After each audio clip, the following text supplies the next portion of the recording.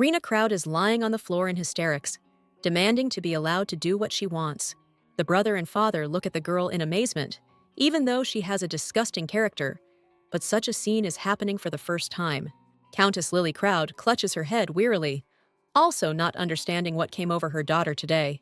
Rena screams that this is the only way she can achieve what she simply needs. In desperation, the girl declares that if everyone is against her wishes, they can simply step on her. Before the daughter could finish speaking, her mother's foot was immediately on her face. Rena sits down, stunned, not believing what just happened, and asks if her mother really did this. The countess, without thinking twice, and without listening to the end of the hysteria, lifts her leg and hits her daughter in the face again. The girl tries to hold her mother's leg and asks if she had told her to stab her. She would have done that too.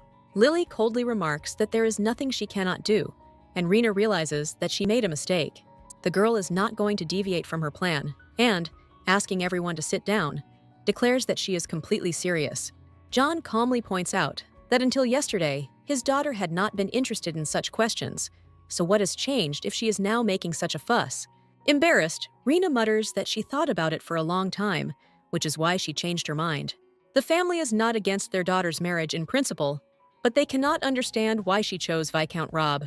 Only this morning did an ordinary girl realize that she had suddenly entered the body of a book heroine. Viscount Rob was her favorite in this work and made many a woman's heart cry. The novel is written from the point of view of a man, an imperial knight, and a true hero. But the problem is that the novel is tragic. From the very beginning, Rob's heart in the book breaks, and he loses the ability to walk. The man also lost his aura and became unable to wield a sword. Thus, Rob ceased to be a knight. After this, the man lost both his home and his family, and only pitch darkness appeared before his eyes. In the end, Rob dies tragically. But Rena does not want such an ending for her beloved hero at all. The girl understands that she must do something to save her hero. However, knowing his character, he will not accept help just like that. Rena decides that in order to implement her plan, she must first become Viscount Rob's confidant. At first, the Countess wants to become the man's friend. However, even friends have limits to their support. Having thought about becoming a lover, the girl dismisses this idea because they might break up and then nothing will work out. And at this moment, Rena understands that there is only one right path, namely marriage. Lily says in surprise that everyone knows about Viscount Rob's situation, but it's strange that her daughter still wants to marry him. In the original story, Rob went through a lot of trials, and he lost a lot of people. However, over time, the core located in the heart was restored, and he began to move. Rena states that she believes in the Viscount's future, and she must be there to help him in everything. Seeing the skepticism in her mother's eyes, the girl is afraid that nothing will work out, but she cannot give up on her favorite. Rena begins to speak heatedly about duty, but her mother interrupts her and declares that her daughter must certainly take care of the man. The girl suddenly falls silent and looks at her mother in surprise. She did not expect such an easy victory. Lily notes that she has nothing against her daughter's marriage. Perhaps this step will be able to make the girl behave seriously, but it is at this moment that Simon intervenes and loudly declares that he is categorically against it. The young man is literally shaking with indignation, and he asks if everyone really thinks that all this makes any sense.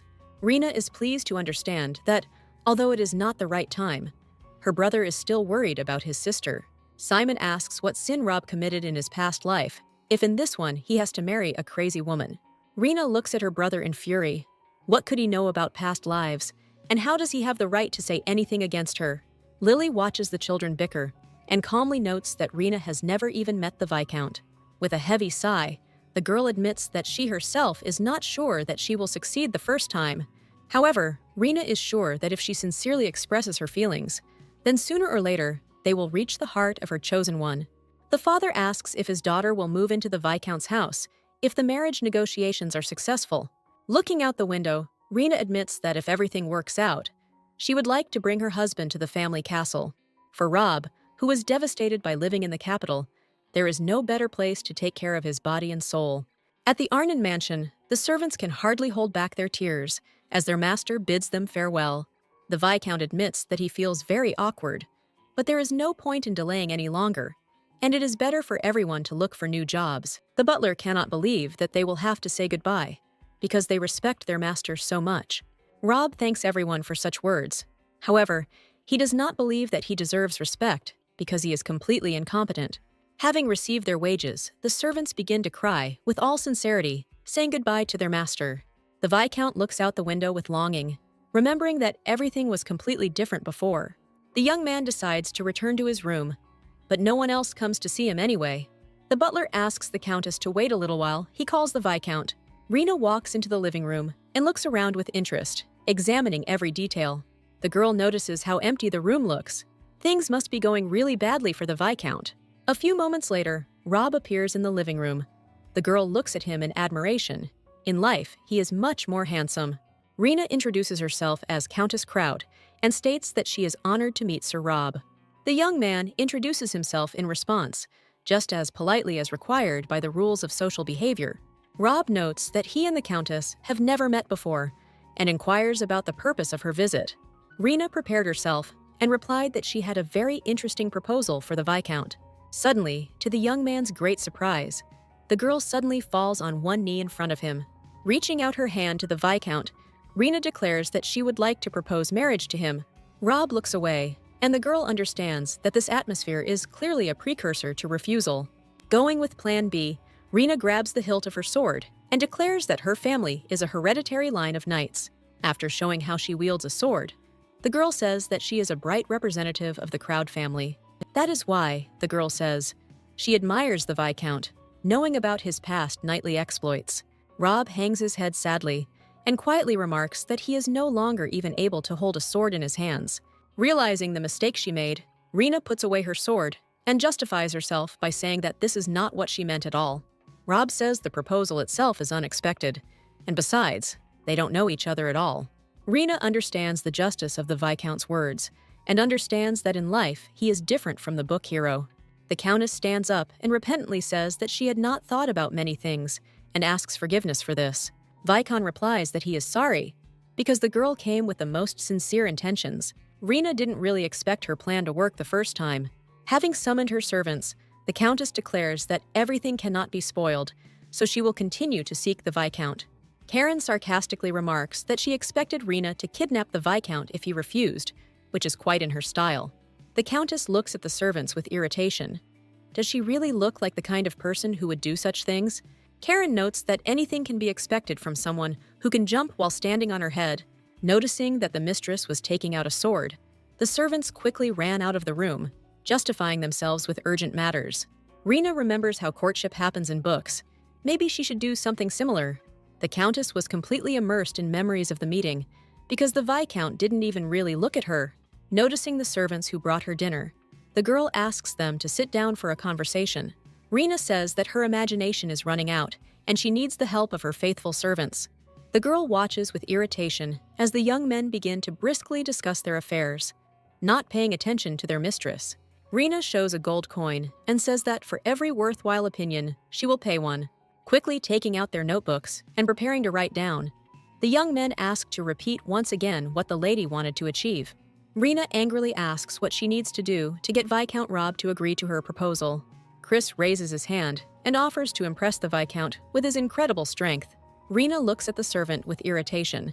It is unlikely that she will be able to win her favorite by showing force. Next, Paul raises his hand and offers the hostess to seduce Rob with her money.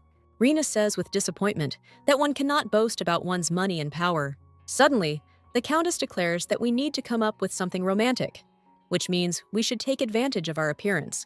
Karen coughs demonstratively and says that she has an interesting idea. Viscount Ors shakes his head and says sympathetically that so far no changes have been observed. Rob places the sphere on the table and notes that this experiment was doomed to failure from the start.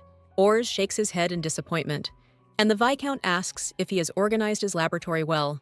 The man says that when those strange guys heard that his research was finished, they noticeably relaxed. Ors, changing the subject, says that he heard about the visit of the young lady to the Viscount. Rob, rather indifferently, explains that the lady is a countess from the county of Kraut. Hearing the offer his friend received, Ors is surprised and asks why he refused. Looking thoughtfully into the mirror, Rob sadly notices that he is now completely worthless. Ors jumps up indignantly, assuring that the young gentleman is not like that at all, but in fact is a wonderful person. With a sigh, Ors listens to the fact that the Viscount has a lot of debt, although he sold everything he had, and this will not bring happiness to anyone. Looking out the window, Ors asks with a smile what his friend thinks Lady Rena will do now. Hearing that Rob thinks the girl has gone to her place, Ors says he is too fixated on the past. Rob doesn't understand what's going on. He received an offer and he turned it down. So isn't that the end of it? Ors happily says that, unlike Arnon, Lady Crowd is not going to give up so easily. Noticing a young lady with a luxurious bouquet in her hands, the man announces that Lady Crowd has arrived at the mansion again. Rena boldly declares that she has come again today to propose to the Viscount. As he accepts the bouquet, Rob notes that nothing has changed significantly and that they still don't know each other. Rena notes that the young man can refuse her today because she is not forcing him to do anything. Looking away, the Viscount asks for forgiveness and says that this time too he is forced to refuse.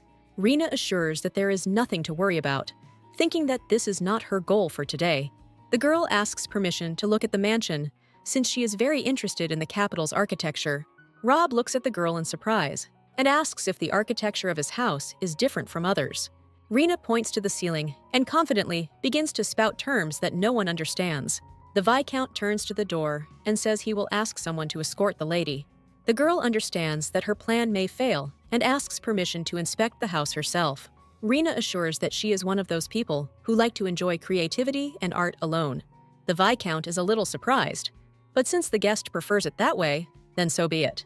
Lady Crowd, as planned, makes her way to the second floor and does not know if she will be able to meet that child. Karen had insisted the day before that the lady should first of all get closer to people close to Rob. Rena thinks for a long time. As far as she remembers, the Viscount had no close people at all.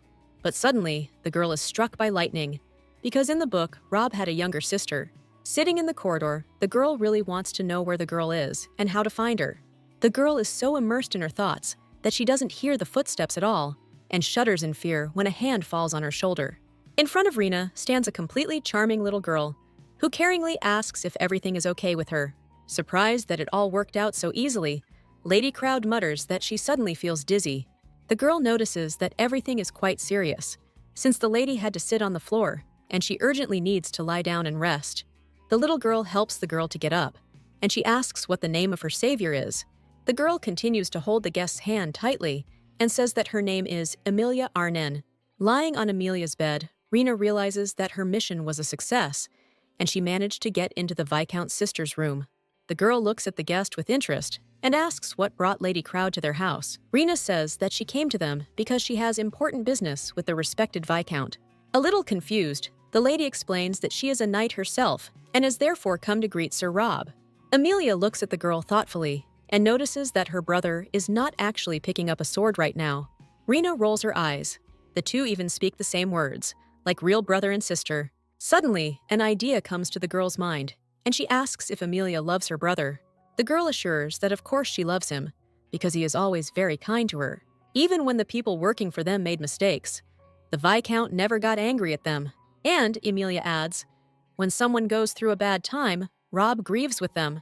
Rena states that for all the reasons the girl listed, she also respects Viscount Arnon. Lady Crowd notices that she and Amelia have a lot in common and invites her to sit down next to them and continue the conversation. Rena gently strokes the girl's head and asks what book she read recently.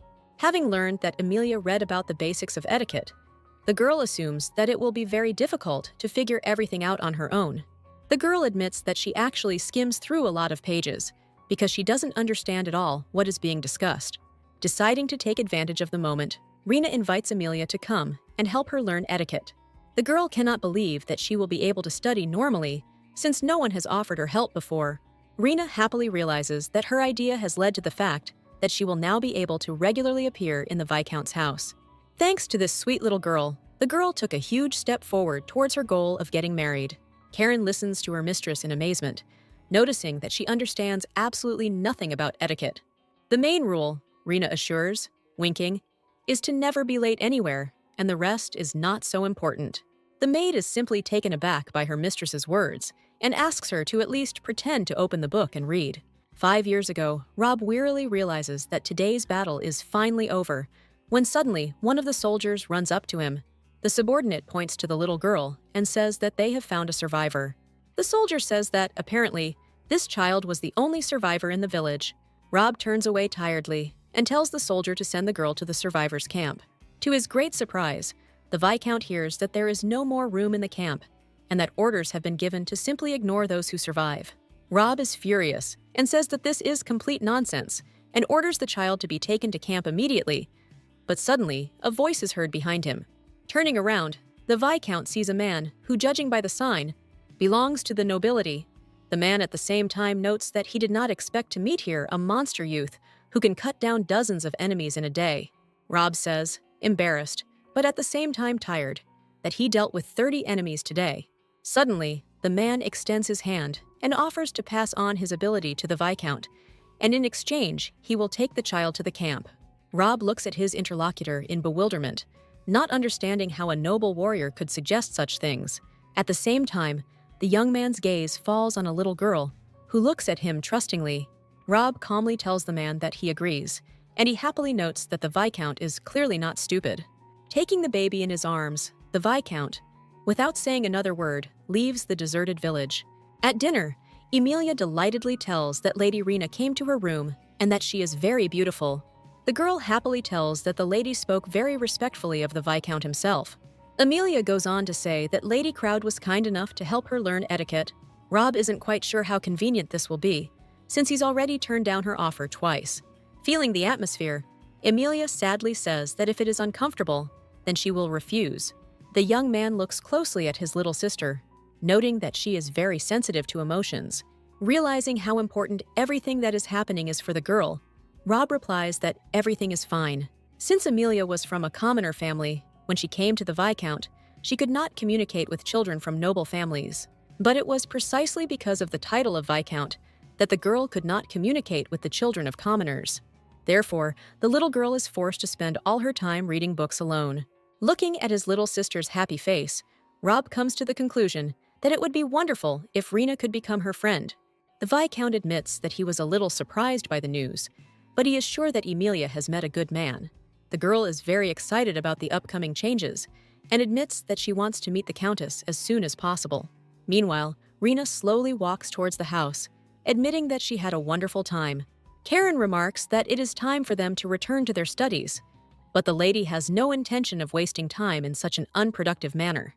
The maid assures that it is impossible to learn in 30 minutes, during which the lady could not even concentrate properly. Rena confidently notes that all this is not so important, since she has a higher goal, namely marriage. Suddenly, the Countess stops abruptly as hooded thugs appear in her path. One of the strangers looks closely at the lady and asks if she is Rena Crowd. The girl looks at the strangers thoughtfully. They don't look like ordinary passers-by, and they also know her name. The hooded man looks at the girl in confusion when she says that she has a completely different name. The stranger begins to get angry and declares that he is absolutely sure of who he sees in front of him. The man looks closely at Rena and says that, for now, they are asking her to leave the capital in a friendly manner. The lady looks at her interlocutor with interest and asks what they will do if she does not want to listen to their advice. The stranger begins to get angry and assures that in this case, he has no choice but to take out his sword. Rena throws up her hands with a smile and remarks that this will be a lot of fun. After a few moments, the lady sits down on the stranger and asks if there are any more questions for her. Seeing what happened to his friend, the second stranger falls on his face and asks the Countess for forgiveness. Continuing to sit on one of the hooligans, Rena asks Karen to keep an eye on the situation. They don't need witnesses. Looking at the attackers, the Countess thoughtfully asks who sent them, but they assure her that they don't know. Rena clenches her fist and says that in that case, she will start the torture with their fingers. One of the hooligans starts to cry and says that they really don't know their employer and begs to spare them.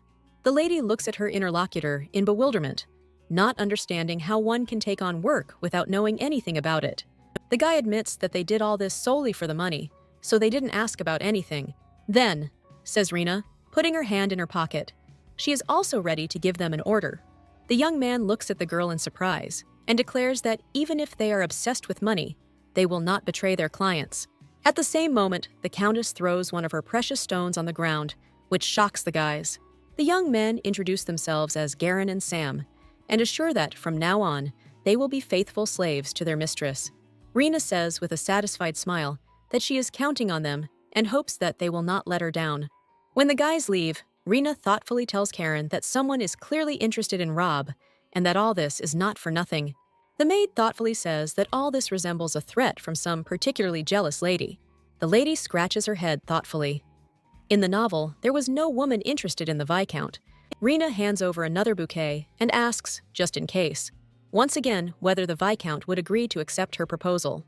Rob looks at the girl with a smile and notices that the bouquet gets bigger and bigger each time. The young man asks for forgiveness and says that this time, too, he is forced to refuse Lady Crowd. Rena didn't expect anything else, but yet another refusal noticeably hits her pride. The lady notices that the Viscount has already refused her for the third time, and therefore she wants to ask him one question. Suddenly becoming serious, Rena asks if there are any other girls with whom the Viscount communicates. The lady admits that it would be quite awkward to propose every time if the young man actually already has a lover. Rob calmly notes that there are currently no girls on the horizon that he would like to talk to. Rena looks closely at the Viscount. Perhaps it really would be easier to kidnap him. Suddenly, the girl's thoughts switch to thinking about who, in that case, tried to attack her. While Rena is thinking about her own things, Rob asks if it is true that she is going to teach Emily etiquette. The lady assures that this is exactly how it is, and asks if this will cause any problems.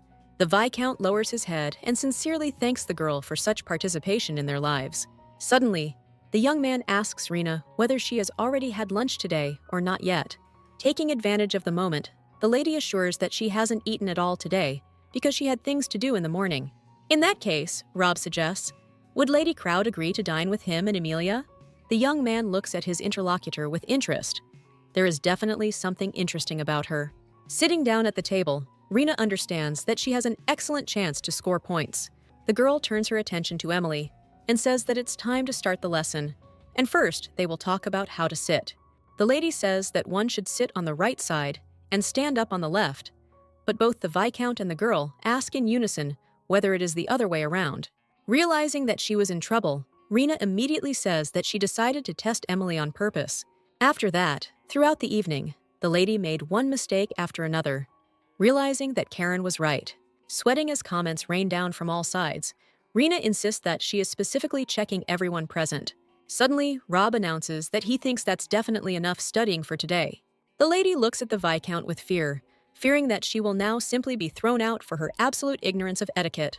However, the Viscount notices that due to all these checks, his guest was unable to eat anything at all. The next day, the Viscount walks back and forth near the door, glancing at it periodically. The young man was so used to Rena coming every day that now, when she was late, he began to feel a strange excitement. But then there is a knock on the door, and Rob happily shouts that his door is not locked and the guest can come in. Fidel, entering the house, greets the Viscount and notes that they have not seen each other for a long time. The young man shows his friend the paper and says that he and Viscount Ors submitted a resignation letter on his behalf. Rob looks at his friend in bewilderment, not understanding why all this had to be started. Fidel sighs and says that national defenders can receive a salary when they retire.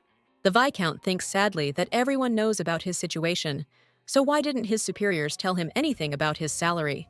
Fidel angrily notes that all these bureaucrats are doing a sloppy job. The young man beats his fist on his chest. He now works in the treasury and will bring order to everything. Rob hears for the first time that his friend has changed his place of service and asks what happened to his previous place. Fidel says that after Rob left, the intensity of the work increased noticeably and became completely unbearable. Although their squad was not the only one in the Empire, as soon as something happened, they were immediately sent into the thick of things. At some point, Fidel admits, they had the feeling that their superiors simply did not want them to return from the battle. Looking away, the young man admits that he eventually had to change jobs in order to survive. Seeing Rob's reaction to his words, Fidel becomes scared, fearing that he shouldn't have told him all this. However, the young man says, "There is certainly good news in all this." Fidel, somewhat embarrassed, says that upon returning to his hometown, he finally got married. When the Viscount suggests that Kay has become his friend's wife, the young man asks in amazement how he knew this. Rob laughs as he recalls that he and Kay have always been together, and it's no surprise that they are now a family. After laughing a little, Fidel asks the Viscount if he has any good news. Rob shakes his head, saying that he has absolutely nothing to brag about.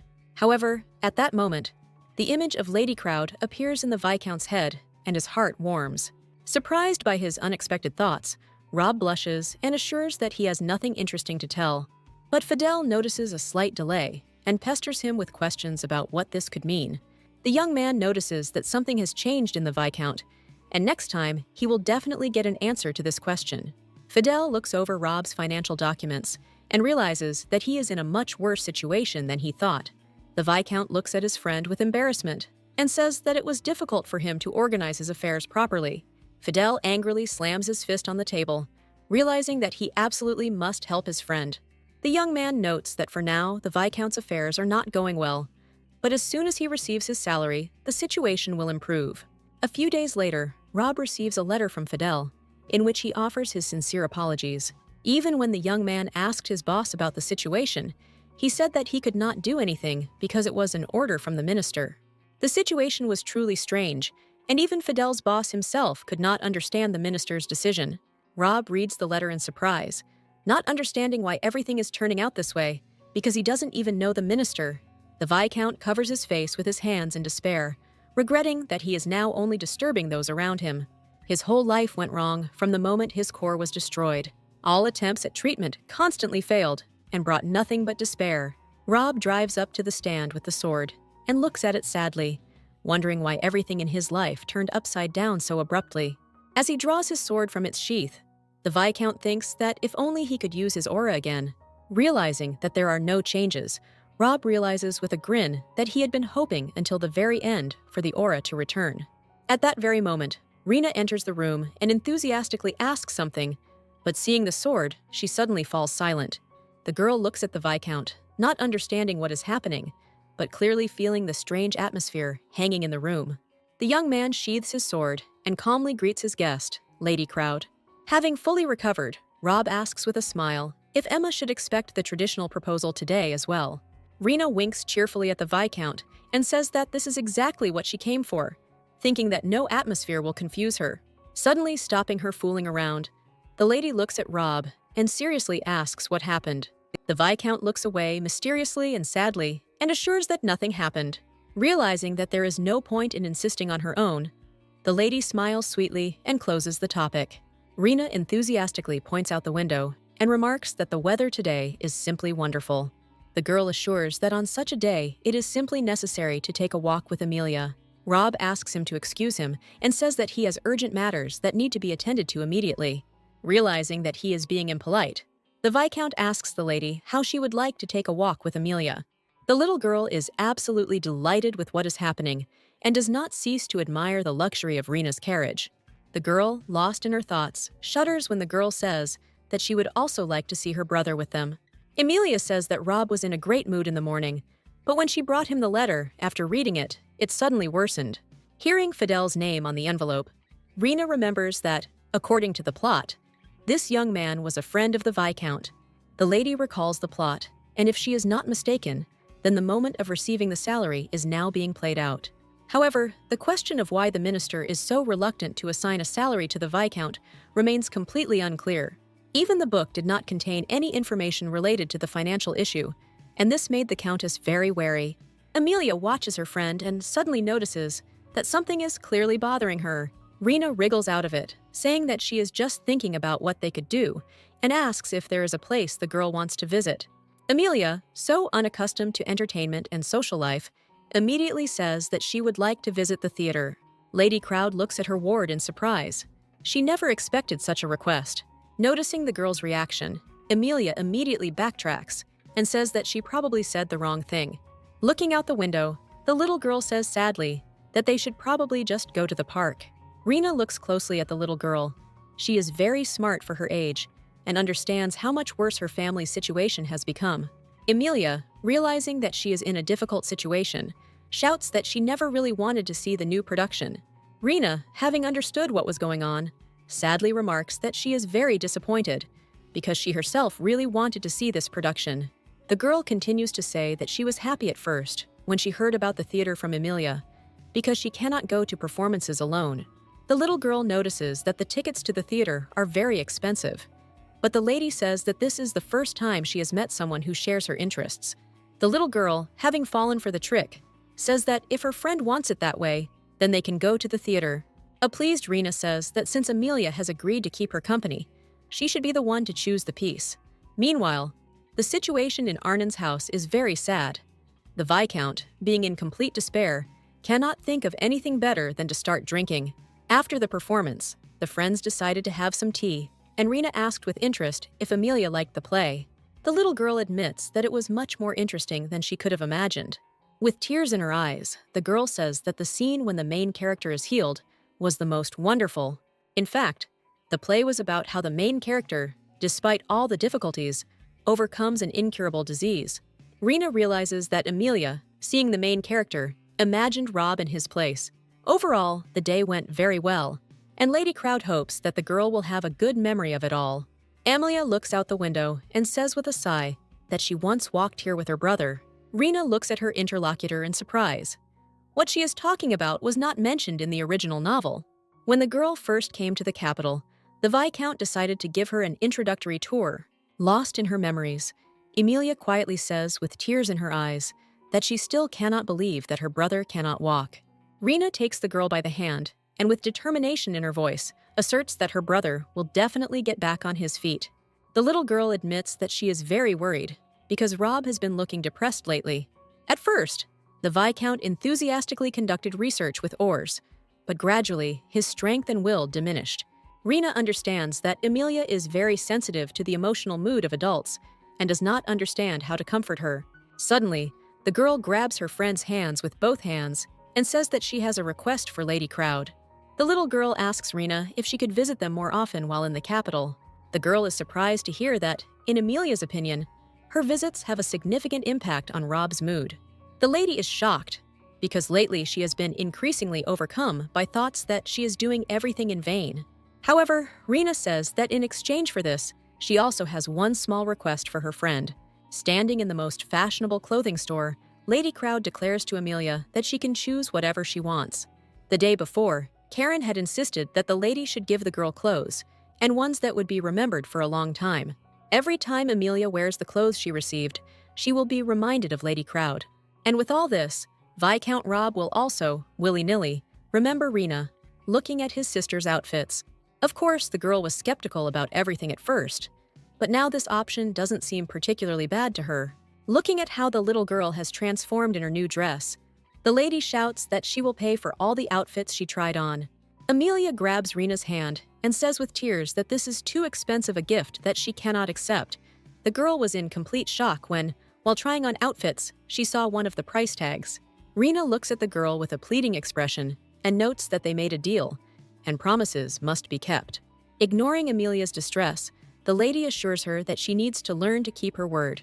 As soon as the question of the amount of clothing arises, a loud squabble begins, and ultimately, the ladies agree on 3 sets. Amelia sincerely thanks her friend and promises that she will wear the gifted clothes very carefully.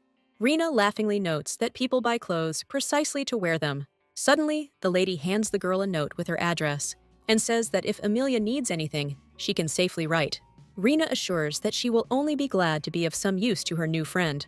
The maid takes the purchases and answers the little lady's question about her brother being in the office. Amelia confidently walks in the right direction, realizing that all this is very strange. Usually Rob always comes out to meet her. At the door, the little girl stops in indecision, wondering if the situation that had already happened once might repeat itself. One day, the little girl heard a loud cry from her brother's bedroom, demanding that Viscount Orsa be called to him. The young man was covered in sweat and tears, screaming that his legs had completely stopped moving. Amelia begins to shake her head sharply, deciding that as a devoted sister, she should only think about the good. The girl boldly enters the office, and Rob smiles happily that she is finally back. The baby exhales imperceptibly. The Viscount looks the same as usual, but suddenly Amelia comes closer and looks intently at her brother, and he asks in surprise what's going on. The little girl remembers that after the misfortune, the Viscount started drinking when no one saw him, and suddenly the same situation is happening now. Amelia notices that Rob's face looks flushed, to which he replies that the office is too stuffy. Suddenly, the young man notices that his little sister is wearing a very beautiful dress, which he has never seen before. And then the girl seemed to burst out, and she began to tell in detail how her day went. Having finished her story, Amelia categorically declares that next time they will all go together. The little girl holds out her finger in an attempt to persuade him, and notes that this does not necessarily have to happen anytime soon. Rob grabs his sister's finger, realizing that he simply cannot find the strength in himself to refuse. The happy little girl announces that it is time for her to go to bed, and wishes her brother the sweetest dreams. As soon as the door closed behind Amelia, the Viscount sighed and bent down to pick up the fallen bottle. Suddenly, the young man begins to cry bitterly, feeling like a completely insignificant creature. Karen tries to wake up her owner, but she stubbornly pulls the blanket over her head and asks for at least 5 more minutes. The maid calmly says that in that case, she will simply send Garen back, and this makes the lady sit up abruptly. Rena finally wakes up and remembers that she sent the bandits on a mission a long time ago, and they finally returned. As the lady stretches, Karen notices that it will take her quite a while to get ready to go out. However, the lady assures the surprised girl that it will not take much time, since there is one wonderful way. Before Karen can blink, she and her mistress, fully assembled, find themselves on the street.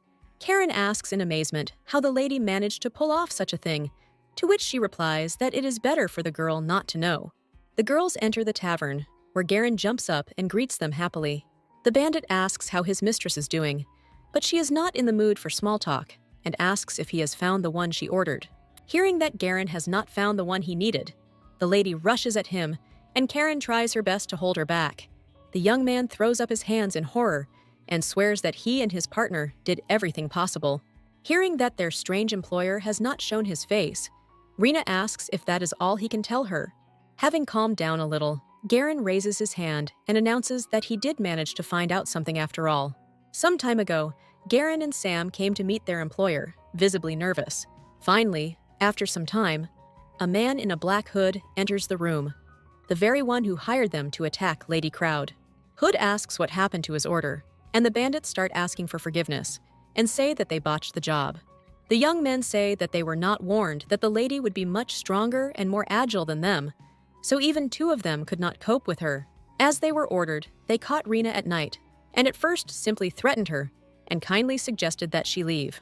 However, as soon as they pulled out the sword, the girl instantly changed and began to attack. The boys end up being beaten, and if they had fought to the end, they would have been killed. Black Hood listens to the story with surprise, because as far as he knows, Lady Crowd is very lazy and constantly skips training. Suddenly, the stranger stands up abruptly and orders the guys to pretend that there was no order. Turning around at the door, the Hood quietly says that the bandits should be aware of their future if the details become known to anyone. As soon as the stranger leaves, Sam grabs his nose and notices that their customer obviously never washes, since he smells so bad. A few moments later, the bandits carefully exit the establishment, intending to follow the Hood. The young men watch as a man in a red hood approaches their customer. After some time, Garen and Sam stop thoughtfully at the door, behind which their targets disappeared. Garen calls his friend to silence. He sees no other way than to use the eavesdropping artifact. The Black Hood tells his interlocutor that, unfortunately, they were unable to scare Lady Crowd. Garen, hearing every word, is surprised that their employer was also hired by someone.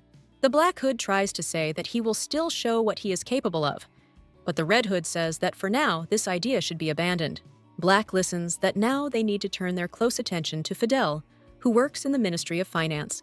Suddenly, the Black Hood turns sharply towards the door and stares at her. Realizing that their targets have suddenly gone silent, Garen is horrified to realize that they may have been exposed. Turning sharply to Sam, the young man whispers that they need to leave as quickly as possible. At this moment, the Black Hood suddenly opens the door, and the Red One suspiciously asks what happened. Black admits that there is no one there, but he clearly heard some kind of fuss behind the door. Garen is delighted to hear from Lady Crowd that this is indeed good information. Rena ponders the information she has received. It is very strange that Rob's friend is mentioned in all of this. She and Fidel are among the few who want to help the Viscount, and it is they who are so diligently trying to eliminate. In other words, someone really doesn't like the fact that there are people who want to help Arnon. Rena can't figure out who would benefit from keeping Rob under complete control. Garen asks if he and Sam should continue looking for the Black Hood, who is clearly up to no good. Lady Crowd understands that nothing good should be expected, but now she needs to make up for lost time and anticipate their next move. The girl, throwing another precious stone, says that there is no point in following the Black One, but it is necessary to find out who sent him. As she leaves, Rena reflects on how her opponents turned out to be more dangerous than she initially assumed. Sitting with her servants, the girl reflects that these strange people have some kind of score to settle with Rob. Chris notes that the Viscount is a hero of the Empire, but from the enemy's point of view, he was a devil on the battlefield. But Rena can't understand why they started threatening her, because it would have been more logical to kill Arenan right away. Paul, however, notes that, in his opinion, this is all because such work would become too tiring. The servant asks what will happen if the villains kill Rob, and then it turns out that the North is behind all this.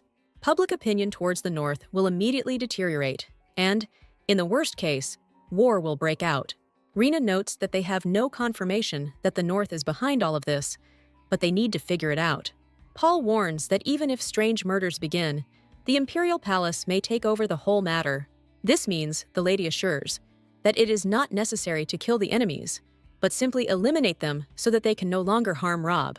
The servants agree that it is better to stop the villains now, so that they do not have a single chance.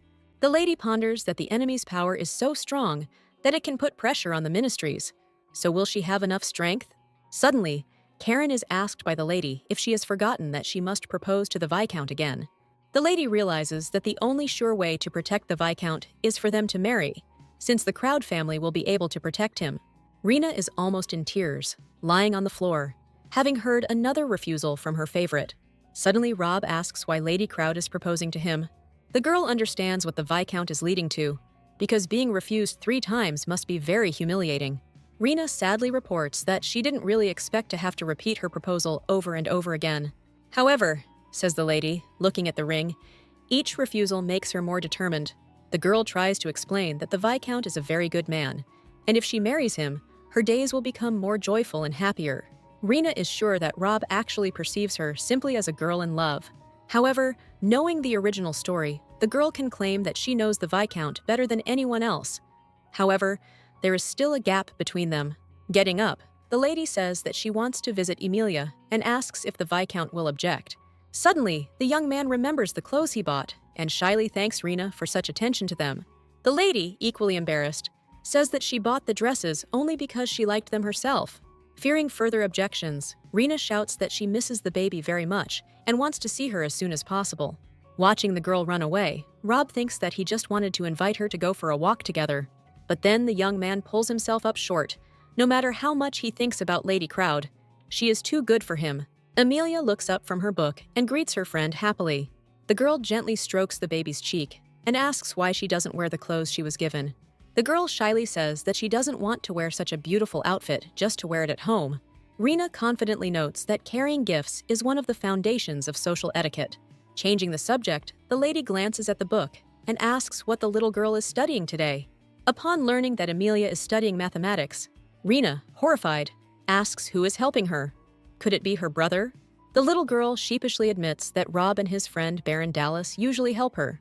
Rena, with great surprise, asks again the name of the Viscount's friend. No longer understanding anything, the girl tries hard to remember. This name definitely appeared in the novel, but she doesn't remember at all who he is. Rena shifts tensely from foot to foot, not understanding what she should do and how to find out about this Baron. The girl asks Emilia if the Viscount's friend often comes to visit them, to which she replies that he hasn't been there yet this month. Having heard that the Baron works in the store, the girl decides that she simply has to find out if he is an enemy. Rena casually asks if her friend will tell her the address of the store, and Emilia says that she will even mark the place on the map. Having given all the explanations, the little girl looks thoughtfully at the lady and asks why she is looking for Baron Dallas. Unable to come up with anything better, the girl loudly declares that she is also interested in mathematics. The lady is quite embarrassed when Emilia cries out with joy, noticing how much they have in common. Having run into the carriage, Rena, having caught her breath, says that she urgently needs to find out who Baron Dallas is. Karen asks in surprise if her mistress really doesn't know who this man is, since so much has been written about him in the newspapers. The maid says that the Baron is a real celebrity who wrote a great book on self-improvement.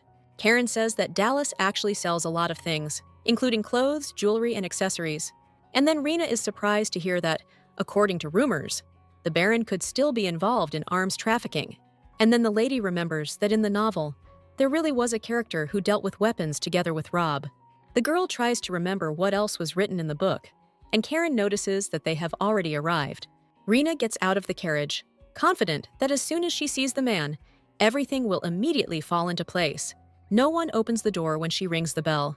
But then the lady hears someone moving silently inside. Suddenly, the girl's attention is drawn to the lock. Someone has clearly broken it and entered inside. Rena decides to go inside and asks Karen to call security just in case. Quietly entering the house, the girl looks around and realizes that there is no one on the first floor. Rena opens the door to the office and apologizes for the intrusion, not noticing how a man in a black hood hid behind the door. But as soon as the villain attacks the lady, she instantly draws her sword and parries the blow. Looking at the black hood, Rena notices that it is very mean to attack from behind, especially on a girl. The lady glances at the table and sees a man lying on it, clearly Baron Dallas. The black hood, clearly puzzled by Rena's power, asks in surprise who she is.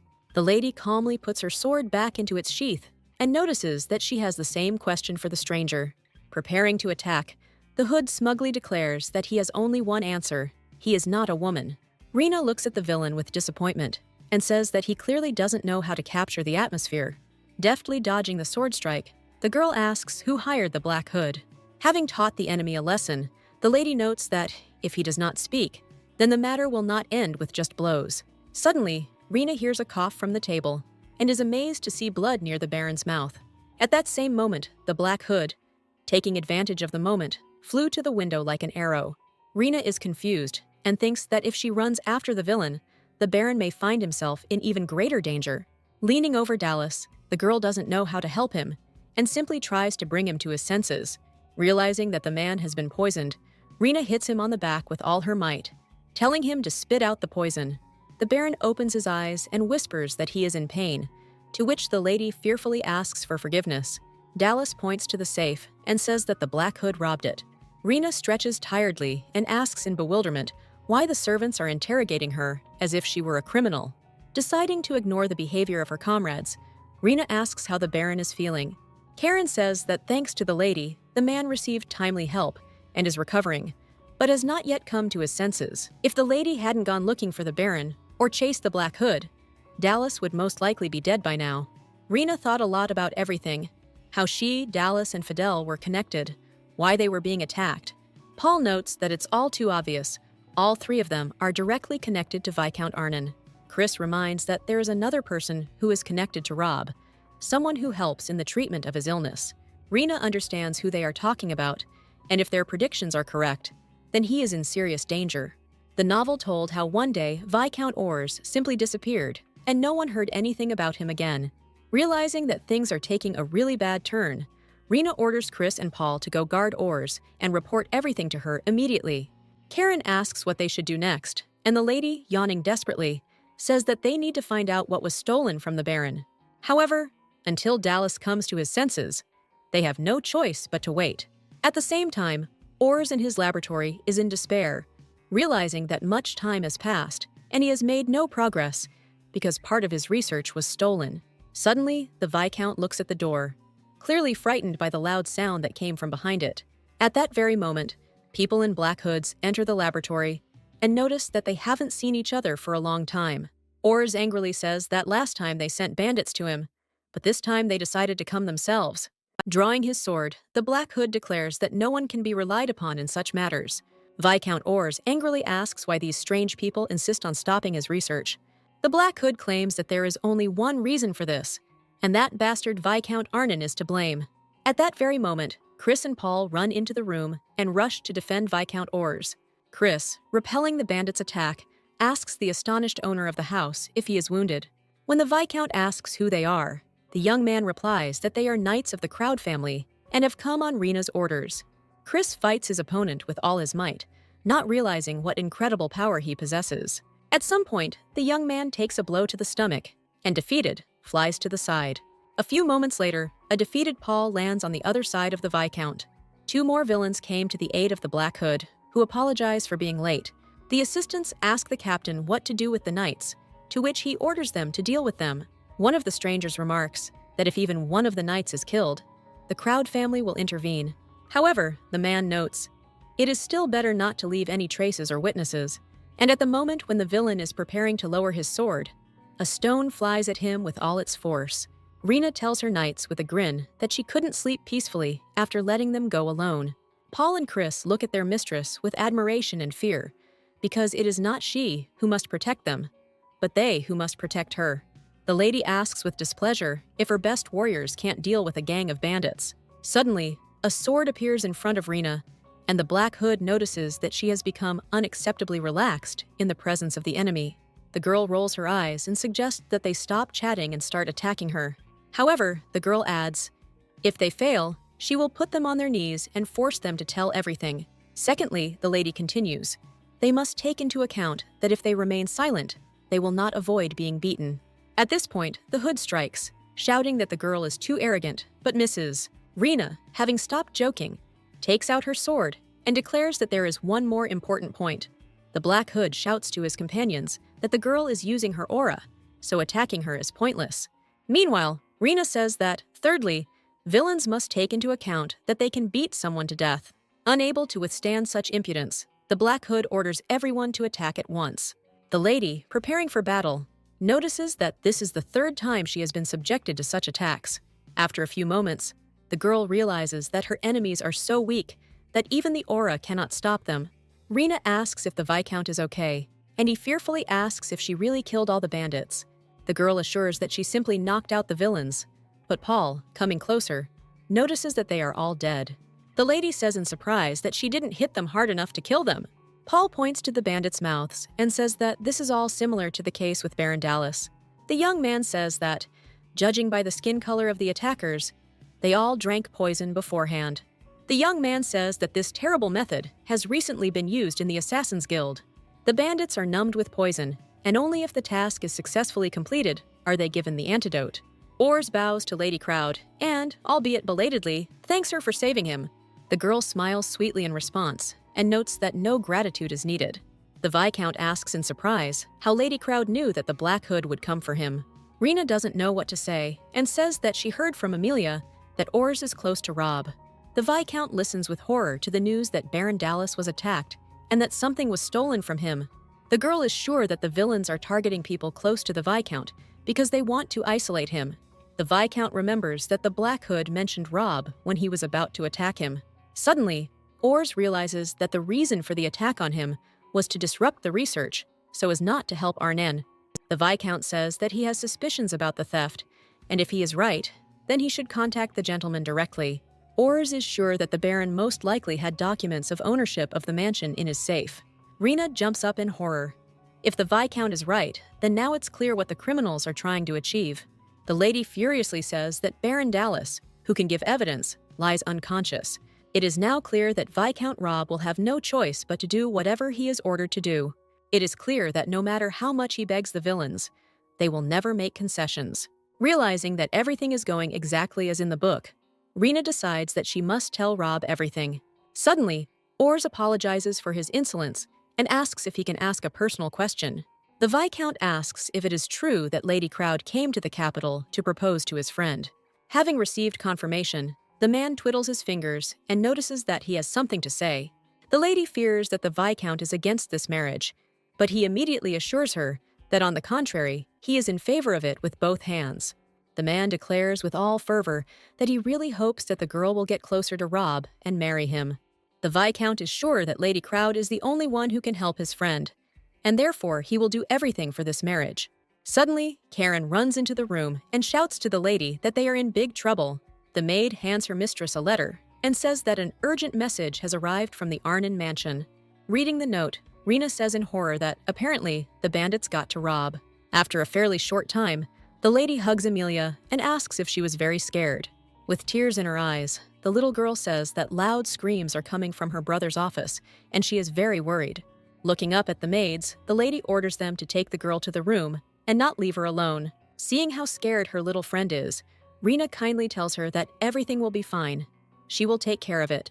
As Amelia is taken away, the maid tells them that bandits broke into the house and began to demand that everyone leave the mansion. Holding a sword in her hand, Rena resolutely heads towards the office. She won't leave this matter alone. Upon entering the room, the lady is horrified to see Rob sitting on the floor while several bandits turn over all his papers. The lady rushes to her favorite in a panic and asks if everything is okay with him. Rob looks up, full of tears and humiliation. And then the girl notices a bruise on his cheek. Rena clenches her fist tightly, furiously thinking that these bastards dared to hit the defenseless Viscount.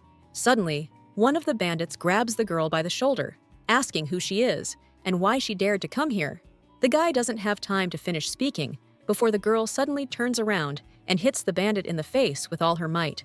Seeing what happened to his partner, the second bandit snatches his sword and points it towards the lady. A second later, only the third hooligan remains on his feet, begging for mercy and admitting that they made a mistake. Rena, in an indescribable rage, grabs her sword and declares that it is too late for excuses. Suddenly, Lady Crowd grabs Ors by the shoulder and insistently says that enough is enough. The Viscount whispers in the girl's ear that Rob is still here, and it is very difficult for him to watch all this. Turning around abruptly, Rena looks at the Viscount, who has opened his mouth but cannot say a word. The bandits beg for mercy and say that they were promised the mansion for free. They had no idea that the documents were stolen. Lady Crowd looks at the bullies with the same fury and declares that they should apologize to the Viscount, not to her. Then, Paul and Chris enter the room and ask if the mistress called them and why the room is in such a state.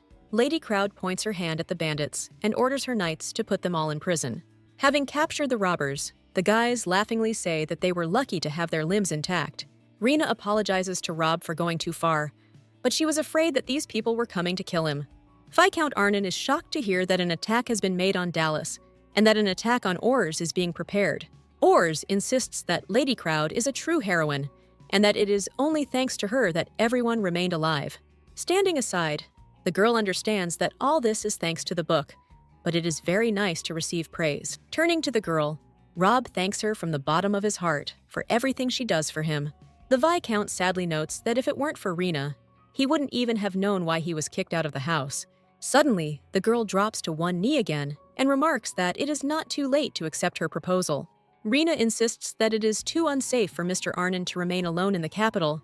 The young man says sadly that if the hunt is coming for him, it is better to remain alone. Otherwise, the Crowd estate will also be in danger. The girl jumps up, shows off her muscles, and remarks that Rob clearly underestimates her family. When the girl hears that the Viscount has nothing to offer in return, she replies that she does not seek any benefit from this marriage. Ors immediately intervenes and says that it is a great honor for anyone to become related to a hero of the Empire. The Viscount blushes deeply as he listens to the girl, and her friend begin to praise his virtues in turn. Suddenly, Rena says that if Rob feels burdened, he can consider her offer an investment. The Viscount looks down at his motionless legs, clearly not understanding what is being discussed. The Viscount asks the lady for a little time to think, and she, leaving, assures him that she knows how to wait like no one else. Left alone, Ors looks at his friend in bewilderment and asks if there is anything to think about. The man is sure that the enemies will not leave Rob alone, and it is dangerous for him to remain in the capital. Suddenly, the Viscount asks his friend why he thinks Lady Crowd proposed to him. Ors, not understanding why Rob does not notice obvious things, says that Lady Rena is simply in love with him. The young man says that this marriage will be based on Rena's favor towards him and what will happen to him if this favor one day disappears. One day, the girl will decide to divorce him, and then the Viscount will again be left without rights and reasons for resistance. Ors assures that he understands his friend's feelings very well. However, in the current situation, he still insists on marriage. The Viscount does not know how long this marriage will last, but his friend needs an umbrella right now to protect himself from the rain. Rob calls Amelia to him and, putting his hand on her head, asks what she thinks of Lady Rena. The little girl immediately declares with delight that her friend is really a nice and cool person. Rob confesses to his sister that Lady Crowd actually proposed to him. The little girl's eyes widen, and she asks with interest what her brother answered her friend. Rob admits that he hasn't yet given an answer and decided to consult with his sister first. The girl immediately says with confidence that she likes this idea, since her brother and Lady Rena are very good people. Amelia is sure that if two such bright people are together, it will be simply wonderful. However, Rob is very afraid that the Crowd family will be like that nobleman he once encountered. The little sister gently takes her brother's hand and says that she understands his concerns perfectly well. The little girl assures that she will do everything possible to look as good as possible in the eyes of adults. Rob, with tears in his eyes, says that he is very sorry, because of living with him, Emilia is forced to say such things. Meanwhile, Rena sits in the living room and mentally urges Rob to finally agree to her proposal. Suddenly, Viscount Ors jumps out of the corridor and declares that things are not going very well. After listening to the man, Rena now understands what Rob fears most of all. Something needs to be done about it urgently. The girl wonders if she was too frivolous about this matter. Perhaps everything should have been presented differently. Maybe she shouldn't have skipped the dating stage before proposing. Then Rob would have taken her words seriously. Rena says in despair that if he refuses again, she will seriously consider the option of kidnapping. At that moment, the door opens, and Amelia says that her brother asked to call Lady Crowd. The girl tells her friend that her brother wants to talk to her alone about something important. Rena goes into the office, convincing herself not to be nervous. Surely this time Rob will accept her offer. The Viscount sheepishly tells the girl that he will do everything possible to become a good husband for her. Rena is already mentally painting wonderful pictures in her head. Finally, she and Rob are a couple. The lady bows to the Viscount and declares that she will also do everything possible to make them a good couple. Rena looks up in surprise when the Viscount says he is asking her for a favor. The young man hands the girl some papers and says that he wants to sign a marriage contract. Lady Crowd is quite puzzled. She clearly could not have expected this, and now she doesn't even know how to feel about it. Rob states that he has only one condition if he has to leave the Crowd family. He asks the girl to take care of Amelia. Rena looks at the young man in bewilderment. For what reason would he have to leave her family? Rob took this step only because he was worried about the girl's future, even if it meant they would have to separate. Lady Crowd immediately grabs a pen and assures that this condition will not be a problem for anyone. Rob hands the girl the signed document again and asks her to write down her terms too. Rena is seriously considering including a mandatory condition in the contract, sleeping in the same bed. Noticing a very strange expression on the girl's face, the Viscount asks if everything is okay with her. Having driven away unnecessary thoughts, Rena says that she will finish writing the conditions a little later. She also needs to think about it. It seems that all the issues have been resolved, and the couple falls silent, feeling mutual awkwardness in front of each other. The next day, the lady happily runs into the groom's house, happy that they will soon return to Crowd. Rob greets the bride politely, but he looks very sad and gloomy. Deciding not to pry into what was going on, the girl looks around and notices that the house is very empty. Rob sadly says that this is because there will be no one else to live in the house. When Rena asks Rob if he is very attached to the mansion, the young man replies that it was an imperial gift and his first home. The girl takes hold of the chair and suggests that the Viscount take his time and take a good look around the house. Rena remembers that this house will symbolize a lot for her too, but they have a new life ahead of them, in which she must help Rob get back on his feet. After some time, the young man looks at the girl with gratitude and says that now they can go. The lady is wheeling the chair with the Viscount into the courtyard when she suddenly notices a strange company not far from them. Fidel and his wife Kay are trying hard to prove something to Karen, assuring her that they are not lying. The mistress asks what is going on, but the maid says that she should sort it out herself and runs away a moment later. Rena looks at the young men with distrust and asks who they are to pester her maid. Kay introduces herself as a former member of Rob's Knights, and her husband asks if the gentleman is really getting married. The girl notes that they decided to immediately go to their friend as soon as they heard that he was leaving the capital. Fidel can't believe that everything that is happening is true, but the Viscount assures him that it is true. The young man continues to say something else, but his wife puts her hand on his shoulder and assures him that it is enough. The Viscount looks at his friends and tells them everything that has happened to him recently. Fidel listens to the young man with concern, and then says that he was recently transferred to a new department. The young man says that he kept trying to solve Rob's problem and at some point grabbed the minister by the collar. When Fidel came to work the next day, his desk was no longer there. Rena listens attentively to the young men and asks how they would like to join the nightly squad of the Crowds. The girl says that ideally Baron Dallas and Viscount Ors should also move with them for safety. The young people happily accept the Countess's offer and say that as soon as Baron Dallas recovers, they will all come together. A carriage pulls up and Karen opens the door and says that it's time for them to hit the road. Rena looks at the carriage, and the maid says that they could not find a carriage with a low entrance. The lady promises to take care of everything as soon as they arrive in Crowd, and now all that remains is to lift the Viscount and seat him in the carriage. Fidel immediately rushes to help, but Rena stops him and asks him to wait a little. At the same moment, the girl bends down and deftly picks up the Viscount in her arms, without feeling the slightest discomfort. The girl asks for forgiveness from the embarrassed groom, but this is the only way that came to her mind. Fidel and Kay watch in amazement as the girl confidently says that they can trust the lady with their friend. Rena looks out the window and says goodbye, that she hopes to see him soon. Finally, the carriage starts moving, and the girl tells Rob that in just a little while, they will arrive in County Crowd. Noticing how much the groom has become depressed, Rena asks him not to be so nervous, because everything will be fine. Lady Crowd begins to say that everyone in her family is normal, when suddenly the carriage stops abruptly and the girl is thrown aside. After telling Rob that she is fine, Rena yells menacingly at the coachman, asking if he even knows how to handle horses. The coachman opens the door and tearfully asks for forgiveness, but it looks like someone from the Crowd family has decided to greet the guests. Rena looks to the side and sees her handsome brother, Simon Crowd, sitting on a horse in the middle of the road. The brother asks how his sister managed to persuade the Viscount, to which she sarcastically speaks of her unearthly beauty. Simon jumps off his horse and notices that the Crowd family has a custom of greeting guests as they enter the house. The girl looks at her brother in amazement. Does such a rule really exist that she has never heard a word about? The sister menacingly says that during her absence, her brother has completely lost his fear, but he only asks where Mr. Rob is. Simon straightens his tie, declaring that first impressions are important, and he, as the representative of the family, cannot embarrass himself.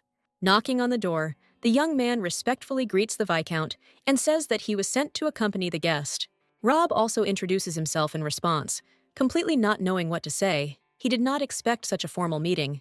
Simon shakes his future son-in-law's hand and admits that it is a great honor for him to meet him. Viscount smiles happily and notices that the young count looks very much like his sister. The crowds look at each other and almost start to fight. Such compliments are clearly not for them. Suddenly, Amelia appears at the carriage and asks what happened that they had to stop so abruptly. Rena looks at the baby tenderly and introduces her brother, who happily greets her. Simon strokes the girl's head and declares that now she can call him brother too. Rena says with a grin that the little girl should call him exclusively uncle, and certainly not brother. Rena, Rob, and Amelia approach their parents' room, and the maid informs them that they are already expected. The Viscount is very worried about how they will be received, and upon seeing the elder Crowds, he immediately understands that these are not ordinary people. John Crowd is one of the famous warriors of the Empire and is considered the Shield of the West. Countess Lily Crowd is no less famous than her husband and has earned the nickname Spear of the West. Viscount Arnon is very flattered by this acquaintance and sincerely thanks the Crowd family for their hospitality. John enthusiastically shakes the young man's hand and thanks him from the bottom of his heart for agreeing to marry his daughter. Suddenly, Lily turns her attention to Emily, frowns and asks who the child is. The little girl, as she promised her brother, introduces herself in accordance with the rules of etiquette, but begins to stutter out of fear. Lady Crowd says she has heard that the Viscount has a sister, but it is all very unexpected. Rena immediately rushes to the defense and notices that their guests are very tired from the journey, and she pesters them with questions. Surprised by her mother's reaction, the girl says that she can ask all the questions she is interested in tomorrow. Rob hugs his crying sister and asks Lily for mercy for her stuttering. He didn't teach her enough. The Countess doesn't understand why everyone is reacting this way, because she just wanted to say that the baby turned out to be cuter than she thought. At dinner, the older Crowds pay no attention to anyone else, pushing the best pieces onto Amelia. Rob leans towards Rena and says that even though it was a misunderstanding, he is still grateful to her for protecting him. The girl immediately understands that this is a very good chance to score points. Taking the Viscount by the hand, the lady, with the most heartfelt expression, says that there is no need to thank her. Looking at the baby, Rena assures that she is now her family, so everything was quite natural. Suddenly, John asks his daughter when the newlyweds plan to hold the wedding vow ceremony. Tomorrow is a good day for that.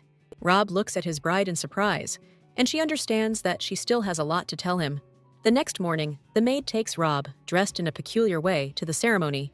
Rena comes out of her chambers and joyfully greets her fiancé, wishing him good morning. Noticing that the Viscount is not taking his eyes off her, the girl explains that their family tradition requires them to wear somewhat strange outfits. Rob blushes deeply and assures that his bride looks great in such clothes. The young man does not understand what he is preparing for and asks again if he can find out what the oath ceremony is. Rena opens one of the doors, behind which there is a very long staircase into the dungeon, and says that as soon as they go down, she will definitely tell everything. Having reached the edge of the steps, the Viscount says in bewilderment that now, unfortunately, he cannot go down the stairs. Rena, realizing the awkward position she has put her fiancé in, says that she will be happy to help him, just like last time. Taking the young man in her arms, the girl assures him that for a true knight of crowd, this is a trivial task. As Rob cuddles up to his bride, she begins to understand why the main characters in books try so hard to keep themselves in check. And at that very moment, Rena is so engrossed in looking at Rob that her foot slips off the step and the couple flies down. Once downstairs, the Viscount shakes the girl by the shoulder, asking if everything is okay with her. Having seated Rob in a chair, Rena sheepishly says that everything is fine and that it turned out to be much faster this way. Looking around, the young man says that he has never heard that there is a dungeon under the castle. Rena explains that the first count who founded the family was responsible for the rebellion of the feudal estates and vassals. It is said that the founder of the family moved a lot due to attacks from neighboring countries and pressure from the imperial family. After Crowd was betrayed by the vassals he trusted, he was forced to hide in this very cave. Rob shares the position that it is necessary to honor the memory of ancestors. However, he still does not understand why the wedding ceremony should be held here. When the first count hid in the cave, he was prepared to be left alone, but it turned out that he was not alone there. The man does not understand why the lady disobeyed the order and followed him, but she assures him that as a true knight, she is obliged to protect her master. The man irritably says that he is no longer anyone's master, and even the title of count no longer belongs to him. The woman stubbornly clutches the sword in her hand, declaring that it was he who turned her from a slave into a knight. After the count gave the commoner land at her disposal, her situation changed significantly. The lady says that the castle has become a second home for her, which means she has no right to leave it. Rob listens to the bride in fascination and asks with interest how it all ended. Rena continues that the female knight she mentioned became the first countess of the Crowd family. The Viscount listens to the girl's story with interest and notices that Crowd is truly an amazing family. According to tradition, Rena continues, drinking water from the underground river for the Crowds means sharing all troubles in half. Taking a cup of water from the bride's hands, Rob asks if they will officially become husband and wife after the ceremony. Looking at the Viscount, the girl cannot understand how one can be so amazing just by drinking water. Noticing that the young man has blushed, the lady does not understand whether there is something wrong with the water. After drinking her portion, Rena is convinced that it is just water and suggests that her husband go upstairs. Even more embarrassed, Rob says that the whole ritual is like an indirect kiss. The lady looks at her husband in amazement.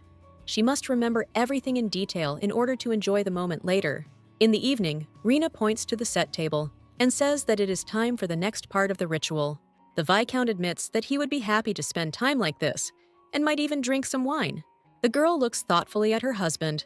In the novel, there were sometimes moments with drinking, but she didn't think that he liked it. Rob asks if there will be a separate ceremony for the wedding, to which his wife replies that it will definitely take place in a year. This, the girl says, is another tradition of their family. Only after a happy year is a wedding arranged. Since the first countess was a slave, there was a lot of opposition from those around her, and it took time to carry out the ceremony. So, says the Viscount, they only got engaged today, since the real wedding will only be in a year. The girl proves to the young man that today they registered their marriage, and this is much more important than the ceremony. Having decided to drop the topic, the lady invites her husband to raise their glasses and drink to their event. Now, says Rena with a smile, there remains the last part of the solemn ritual. Lying in bed and holding hands, the young people silently look at the ceiling, completely unsure of what to do next. The girl turns away sharply, realizing that she is so embarrassed that she might go crazy. Several hours later, Rob still couldn't fall asleep and quietly asked his wife if she was sleeping. Rena, although she hears everything, remains silent, and the young man decides that she is sleeping. The Viscount begins to thank the girl because before she appeared in his life, he was on the verge of collapse. The knight, who could no longer hold the sword in his hands, thought that the end of everything had already come. For some reason, Rob completely forgot that there were people who cared about him, and, plunging into the abyss, he would sooner or later lose them all. The Viscount expresses his gratitude with great feeling, assuring that it was the lady who saved him from the swamp of misfortune. The young man understands that his words have little weight. However, he will never tire of thanking his wife. Rena, who heard every word, closes her mouth so that her husband does not hear her sobs. Finally, the girl gathers her strength to talk to the Viscount. But, as it turns out, by this time, he has already fallen asleep. In the morning, Karen asks in surprise where the Viscount is, and the lady tells her that his father called him to see him. The maid looks at the bed with suspicion and asks if something happened to them during the night. Rena has to admit that they spent the whole night just sleeping, tenderly holding hands. Suddenly, Karen comes to her senses and reports that the young countess's mother is waiting for her. Rena, feeling a bad feeling, asks her mother why she called her, to which she replies that it was nothing special. The girl notices a pile of letters and asks who they are written to which Lily replies that she is reporting on the marriage vows. Looking at her daughter in surprise and perplexed by her questions, the countess says that she sends all messages to her vassals. Lily asks how Rena thinks the vassals will react to her getting married, having previously had no interest in the topic of marriage. The young lady laughs and says that the vassals should send her a lot of gifts in honor of such an event. But Lily assures that the question that will most interest all of their subjects is who became Rena's husband. The woman says that she also had a very difficult time when she first appeared in the castle. 25 years ago, ladies from vassal families unexpectedly appeared at the Count's castle. The guests suggested having tea, and young Lily was sure that it was all to welcome her. However, the ladies arranged everything on purpose, and during the event, they demonstratively ignored the new countess. At some point, Lily ran out of patience. She threw the cup on the table and pulled out her sword.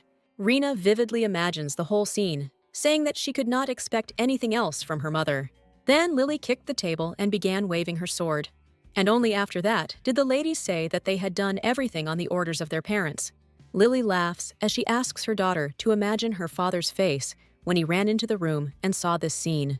After that day, the mother continues. The ladies disappeared from her castle and never appeared there again. The girl tells her husband everything and asks him to mentally prepare himself for the fact that the tea party will soon take place. The young man is so immersed in his thoughts that he does not react to either the first shout or the second. Rena asks her husband with concern what is wrong, and he looks up in surprise, not having heard what she was talking about. The girl remembers the plot of the book. It seemed to say something about a problem related to Rob's environment.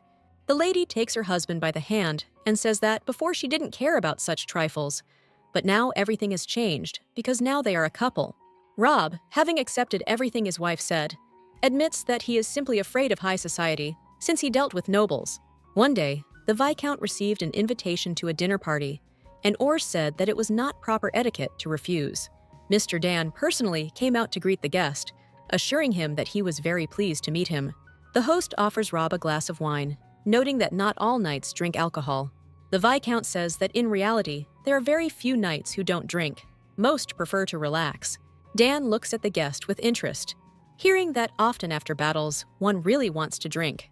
The owner says some sympathetic words, and Rob happily thinks that even aristocrats are able to understand them. The Viscount spends the entire evening meeting new people, as everyone is interested in looking at the new guest. But Dan doesn't notice the guest's embarrassment and never tires of introducing him as the hero who brought them victory in the war. The young people greet Ron sincerely, assuring him that it is a great honor for them to meet him. The Viscount had heard that nobles valued lineage very highly, but at this evening, everyone was incredibly kind to him. Suddenly, a servant approaches Dan, and the man asks for forgiveness, but he will have to leave the guests for a short time. As soon as the owner left, the guests quickly dispersed around the hall, and Rob decided to go out onto the balcony to get some air. Suddenly, the young man hears loud voices. Someone from above also decided to come out into the air. The young people don't understand why Dan invited a commoner into their company, because even shaking his hand is disgusting. Rob listens with sadness as these aristocrats theorize about his origins, from slavery to illegitimacy. The Viscount can't believe that just a minute ago these people were fawning over him. Now they've shown their true colors. Coming out of the balcony, Rob tells the butler that he needs Dan, who directs him to the left wing of the castle. Upon reaching the office, the Viscount hears Dan's irritated voice, who declares that he does not intend to pay for the treatment of one of his knights. The man is furious and says that a warrior has no right to demand payment from his master for a broken arm. Rob can't believe he's hearing the same person who invited him over. The Viscount, without saying a word to anyone, leaves the castle, realizing that all aristocrats are the same. Looking back at the luxurious castle, the young man comes to the conclusion that he has no place in their world. Rena remembers that this scene was described in the novel and now understands why her husband was so nervous when they went to crowd. The girl takes her husband by the hand and asks if he considers her the same as those he met earlier. The Viscount looks intently at his wife and says that, unlike everyone else, he trusts her. Rena continues to squeeze her husband's hand and, looking into his eyes, asks why he believes her. Without thinking, Rob replies that Rena came into his life at a difficult time and helped him. The girl asks ironically if this means that her husband trusts everyone who helps him. Rob says sadly that people usually turn away instead of helping. The girl suggests that her husband trusts those whom she trusts because she has a very keen eye for unpleasant people. The Viscount confidently states that he will thoroughly prepare for the event and will do everything to avoid disgracing the Crowd family. Rena is confident that everything will work out, and she also feels how the atmosphere around and the young man's mood have become much better. Suddenly, Rob pulls his hand out of his wife's and sheepishly apologizes for grabbing it out of inertia. The girl does not understand at all how she can achieve progress in their relationship if her husband does not even want to hold her hand. Rena comes to the conclusion with displeasure that she will have to ask Karen for advice again, since she clearly understands such matters better. The lady gets up and says that she has some urgent business to attend to, so she will leave her husband for a while. Rob looks at his wife as she leaves with disappointment. He thought they were having a great time. Suddenly, the young man comes to the conclusion that Rena was angry with him because he took her hand. Rob is sure that he acted rudely, and this, of course, could not help but anger the lady. The Viscount shook his head desperately. There was no point in thinking about such things. It was simply unacceptable. Rob understands that tea drinking is, first and foremost, a conversation, but he doesn't have the skills to do so and is afraid that he himself will ruin everything. Remembering the promise he made, the Viscount decides that instead of being afraid, he needs to give it his all and prepare properly. To win the battle, you need to prepare, which means you need to find someone who knows everything about the young nobles.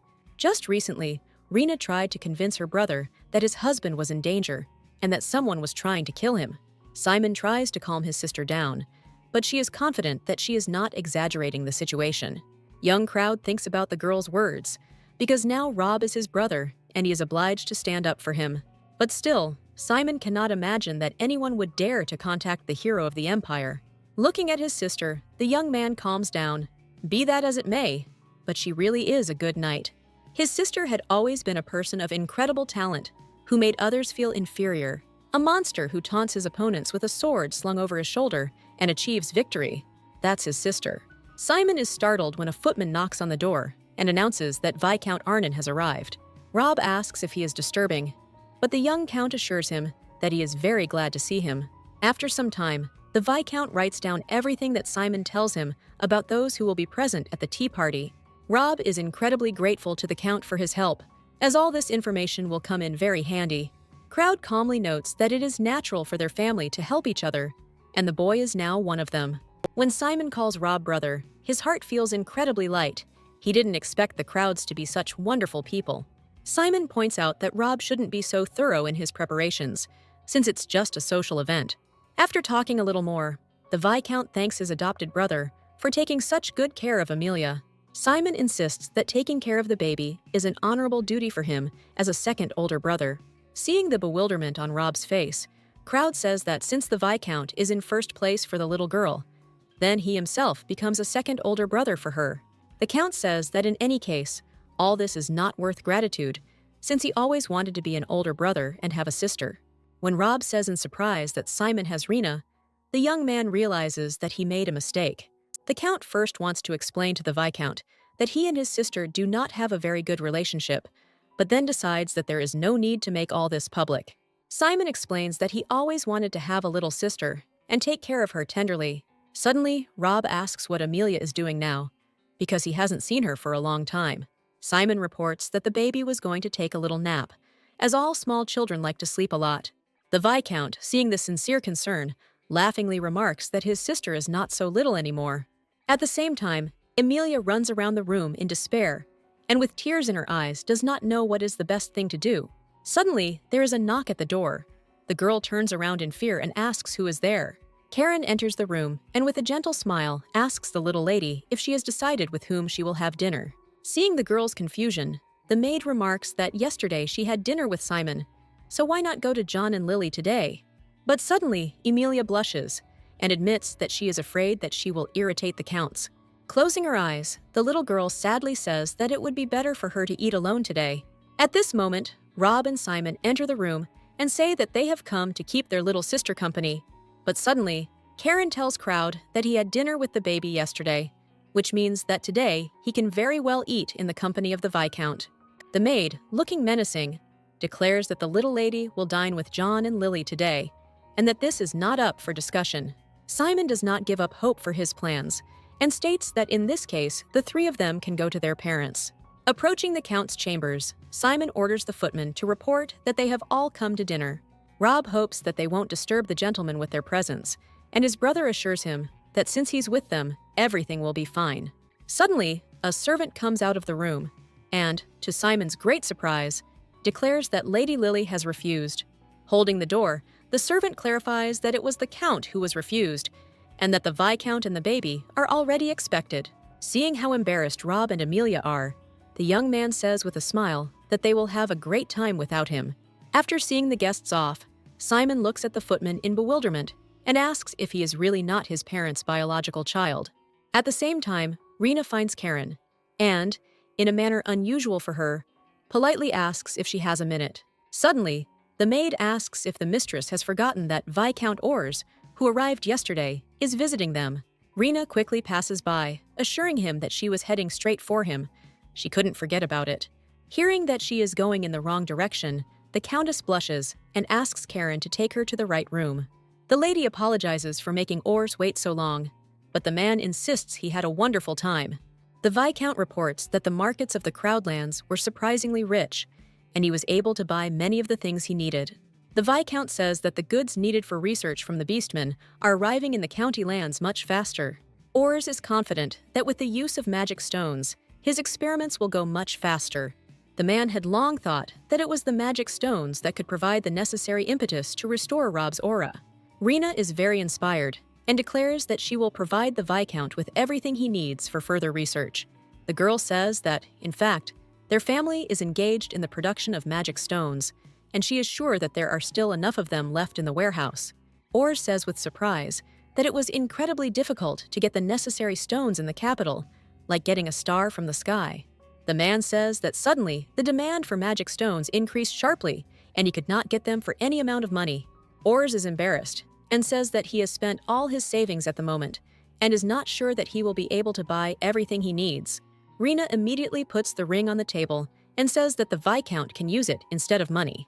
The lady understands perfectly well that a lot of money will be needed to equip a new laboratory. This ring, says the Countess, is the seal of the Crowd family, and it is enough to simply show it, and then all purchases will be credited to their account. The Viscount jumps up sharply, bows to the girl, and thanks her with all his heart for everything she does. The man takes out some kind of scroll and says that he has something to show the Countess.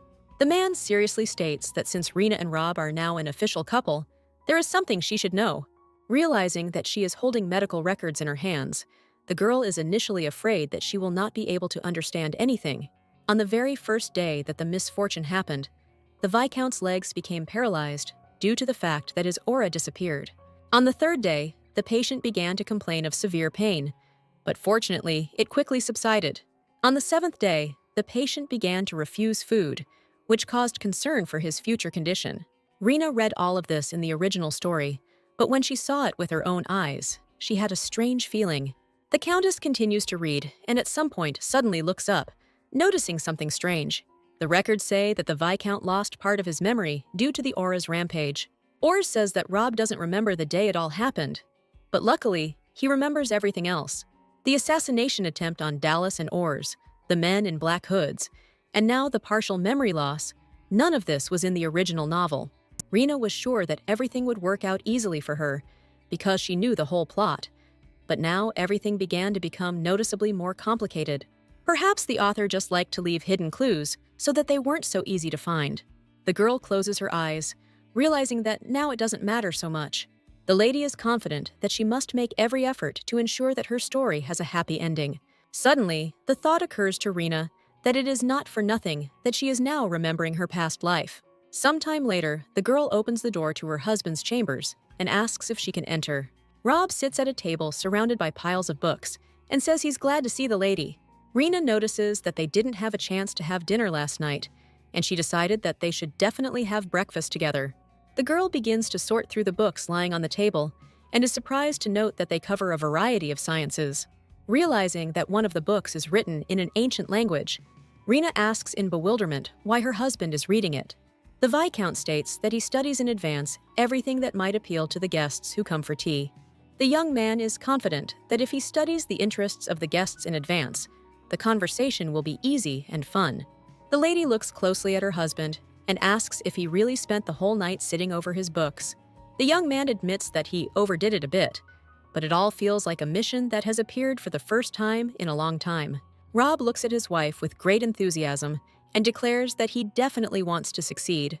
At this moment, Rena realizes that before she always thought only about herself and did not take into account the opinion of the Viscount. The girl takes one of the books and, smiling, invites her husband to read it with her. Looking at what Rob has selected for himself, the lady thinks that it is impossible to read them all. The girl reminds her husband of the words about the need to protect their family. That's why, Rena continues, she will be helping Rob prepare for his event. Late in the evening, having finished discussing one of the topics, the Viscount looks with interest at his wife sitting in the next chair. Rena, tired of reading something she didn't understand at all, simply fell asleep with her mouth open. Rob looks at the girl with a smile, realizing that she is indeed very tired. Hearing the creak of the chair, Rena immediately jumps up and assures that she was not sleeping at all, but simply closed her eyes. To reassure his wife, Rob sheepishly says that everything is fine. He himself dozed off a little. Suddenly, Rob becomes worried and asks if there is anyone he should really be afraid of. The lady assures that she doesn't know anyone like that, but she herself thinks that she will deal with anyone who looks askance at her husband.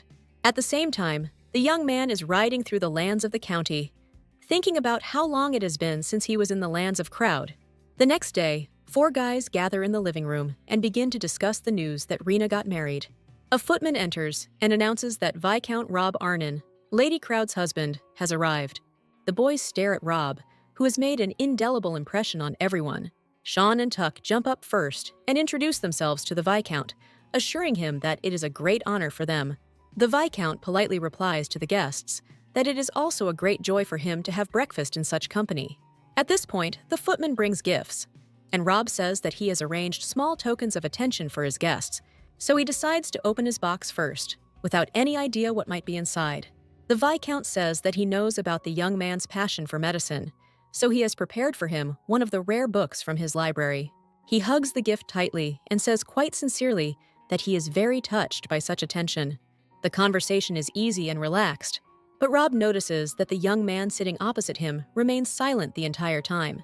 The mysterious guest's face changed noticeably the very moment the Viscount appeared in the room. Carlos Maine comes from a noble family and is an avid fan of fencing. Taking advantage of the situation, Rob turns to Carlos with a smile and asks if he is really so keen on fencing. Hearing only a yes in response, the Viscount asks, upset, if perhaps he had offended the guest in some way. Carlos puts his cup of tea on the table and says that he is not offended in any way. He is just feeling a little unwell. The young man, still without looking up, asks for forgiveness and says that he needs to go outside. Rob gets upset and Tuck laughs and says that Mr. Maine must have just gotten seasick. But then, Sean intervenes in the conversation and notes that Carlos's mood is most likely connected with Lady Rena. The young man sees the reaction he has caused, but still believes that Rob should know about everything. Not long ago, Carlos often visited the lands of Crowd to visit Lady Rena. Each time, Maine brought with him a huge mountain of various gifts. The young man gave gifts not only to the young countess, but also to everyone around her. Sean jumps up and insists that Carlos was definitely trying to get the girl's attention. The Viscount humbly lowers his gaze and quietly says that he did not know about all this. Realizing that Rob is very upset, Sean apologizes for his words. He just felt it was necessary to convey all the information. Left alone before dinner, the young man cannot understand what strange feeling he experiences upon learning of Carlos's sympathy for his wife. Mr. Main is a good-looking man, quite accomplished in fencing, and is also the heir to a noble family. Rob looks at his immobilized legs and doesn't know what he can offer Rena. Closing his eyes, the young man convinces himself not to rush to conclusions. There must be a reason why his wife didn't tell him anything. As he heads for the exit, the Viscount reflects that Carlos obviously didn't have time to propose to Rena. As he passes the window, Rob stops, noticing Maine standing nearby. The Viscount looks at the young man in surprise. He is holding something in his hands and examining a certain object. The next second, Rob flinches, noticing that Carlos is holding a box with a ring in his hands. Noticing that their favorite dishes are on the dining table, the friends realize that the Viscount is truly magnificent. The boys discuss whether Rob was offended after some unpleasant information came to light. At that very moment, Rena's angry cry is heard, and the young people fall to the floor in fright. Sean visibly wilted when the lady asked him how he had dared to offend her husband. The guy shakes in despair and admits that he told everything about Carlos's sympathy. Having learned the details, Rena understands that Rob was jealous of her, but it is completely unclear what there is to envy. And when Sean tells her everything in detail, the lady assures that nothing like that can happen, but Sean insists that everything is too serious. When they all gathered, Maine only looked for her with his eyes. The lady remembers that the young man came to her with a bunch of gifts, but this doesn't mean anything. Sean, somewhat offended by the girl's words, invites her to listen to what happened today. The boys say that despite the wonderful tea party, Carlos was in a daze the whole time. The young men are sure that everything is connected with Rena's marriage, but she doesn't know what to say. The lady turns around abruptly and declares that it would be easier to ask Maine directly. As soon as the guys are alone, they breathe a sigh of relief and notice that they almost had a heart attack under such a look. The lady bangs her fist on the door as hard as she can and shouts for Carlos to come out. When the guy opens the door, Rena looks at him in surprise and asks if he was really crying. The young man hides his reddened eyes and says that nothing like that happened. The lady imagined it. The girl understands that things are really bad since he likes her to such an extent. Deciding not to put the matter off, Rena tells Carlos that she wants to ask him a serious question. Without losing her spirit, Rena points her finger at Maine and loudly asks if he likes her. Carlos looks at the girl in amazement. He never thought that the day would come when he would say such words. Carlos is a little confused, and the lady understands that the guy's reaction confirms her fears. Rena presses her hand to her forehead and asks him not to love her, because Maine is not her type at all, and in general, she is married. Carlos, barely holding back his laughter, asks why Lady Crowd is talking such nonsense. Now, Rena is at a loss, and the young man says that she is not his type at all. The girl flexes her fists, saying that Sean will now have to answer for all his words. Having learned about everything, Carlos tries to leave, saying that he urgently needs to take his sword. The girl sighs and suggests that they brush the issue aside, and asks why Carlos was crying after all. The young man opens the door to his chambers and says that this is his personal matter, which he does not intend to discuss. However, this trick doesn't work with Rena. She grabs the guy by the collar and orders him to stop. The girl asks Carlos to clear up this whole misunderstanding with Rob, as she fears that he might have misunderstood everything. Suddenly, Maine notices the Viscount sitting nearby and realizes how ambiguous the whole scene looks. The Viscount says with a smile that he arrived at about the same time as Lady Crowd. Taking advantage of the moment, Carlos immediately begins to say that he and the girl have no feelings for each other. However, Rob interrupts. What kind of ring was Mr. Maine holding in his hands this morning? The guy is incredibly embarrassed, and Rena now understands what personal matter they were talking about. The Viscount looks at the young man closely and asks if he didn't want to give the ring to Lady Crowd. Carlos doesn't want to reveal his secret at all, but his situation still obliges him to explain. The young man looks away and says that this ring has a completely different owner. In the morning, Carlos went outside and was wondering where to go, and he didn't hear footsteps behind him. Amelia looks at the guy with interest and asks if everything is okay with him. Seeing the adorable little girl, Maine says that he wanted to tell someone something, but he can't find them. The girl offers to tell her the name of this man, and she will certainly find him. Carlos hands Amelia a note and names the person he wants her to deliver it to. The little girl assures that she knows who we are talking about and will definitely pass on the note. The young man takes out the ring again and is now confident that she will definitely come to the meeting place. And it was precisely this very moment that Viscount Arnon saw as he passed by the window. In the evening, Carlos, visibly nervous, stood at the designated place, waiting for the one for whom the ring was intended. After some time, Karen appears in front of the young man and asks in surprise if he is waiting for her. Without saying a word, Maine rushes towards the girl and hugs her tightly. Realizing how much he missed her, Karen begins to fight off Carlos, noticing that someone might see them here. Taking the guy by the hand, the maid suggests that he go to a safer place where no one will see them. Sitting down on a bench, the girl asks if their meeting wasn't planned for the weekend. Maine takes his girlfriend by the hands and says that he had a chance to arrange a meeting earlier, which he took advantage of. At that very moment, Carlos puts the ring on Karen's finger and notices that it suits her very well. Looking at his girlfriend with all seriousness, the guy says that he wants to announce the engagement immediately. Karen remains silent for a moment, then declares that if Carlos later asks her to take off the ring, she will never do it. Maine ends the story by saying that he often came to the mansion to see Karen. Rena, feeling incredibly stupid, doesn't understand when this couple managed to get along. Carlos flinches sharply when the lady asks if he is sure he can get a marriage license. The young man admits that he has not yet spoken with the Count, but he will tell him everything as soon as he returns home. Maine admits that he may not get permission, in which case he is ready to leave home, but he will never part with Karen. Rena does not understand such frivolity and asks how Carlos is going to live and support his family in such a case. The Viscount watches what is happening in bewilderment. His wife and the Count are clearly in a very agitated state.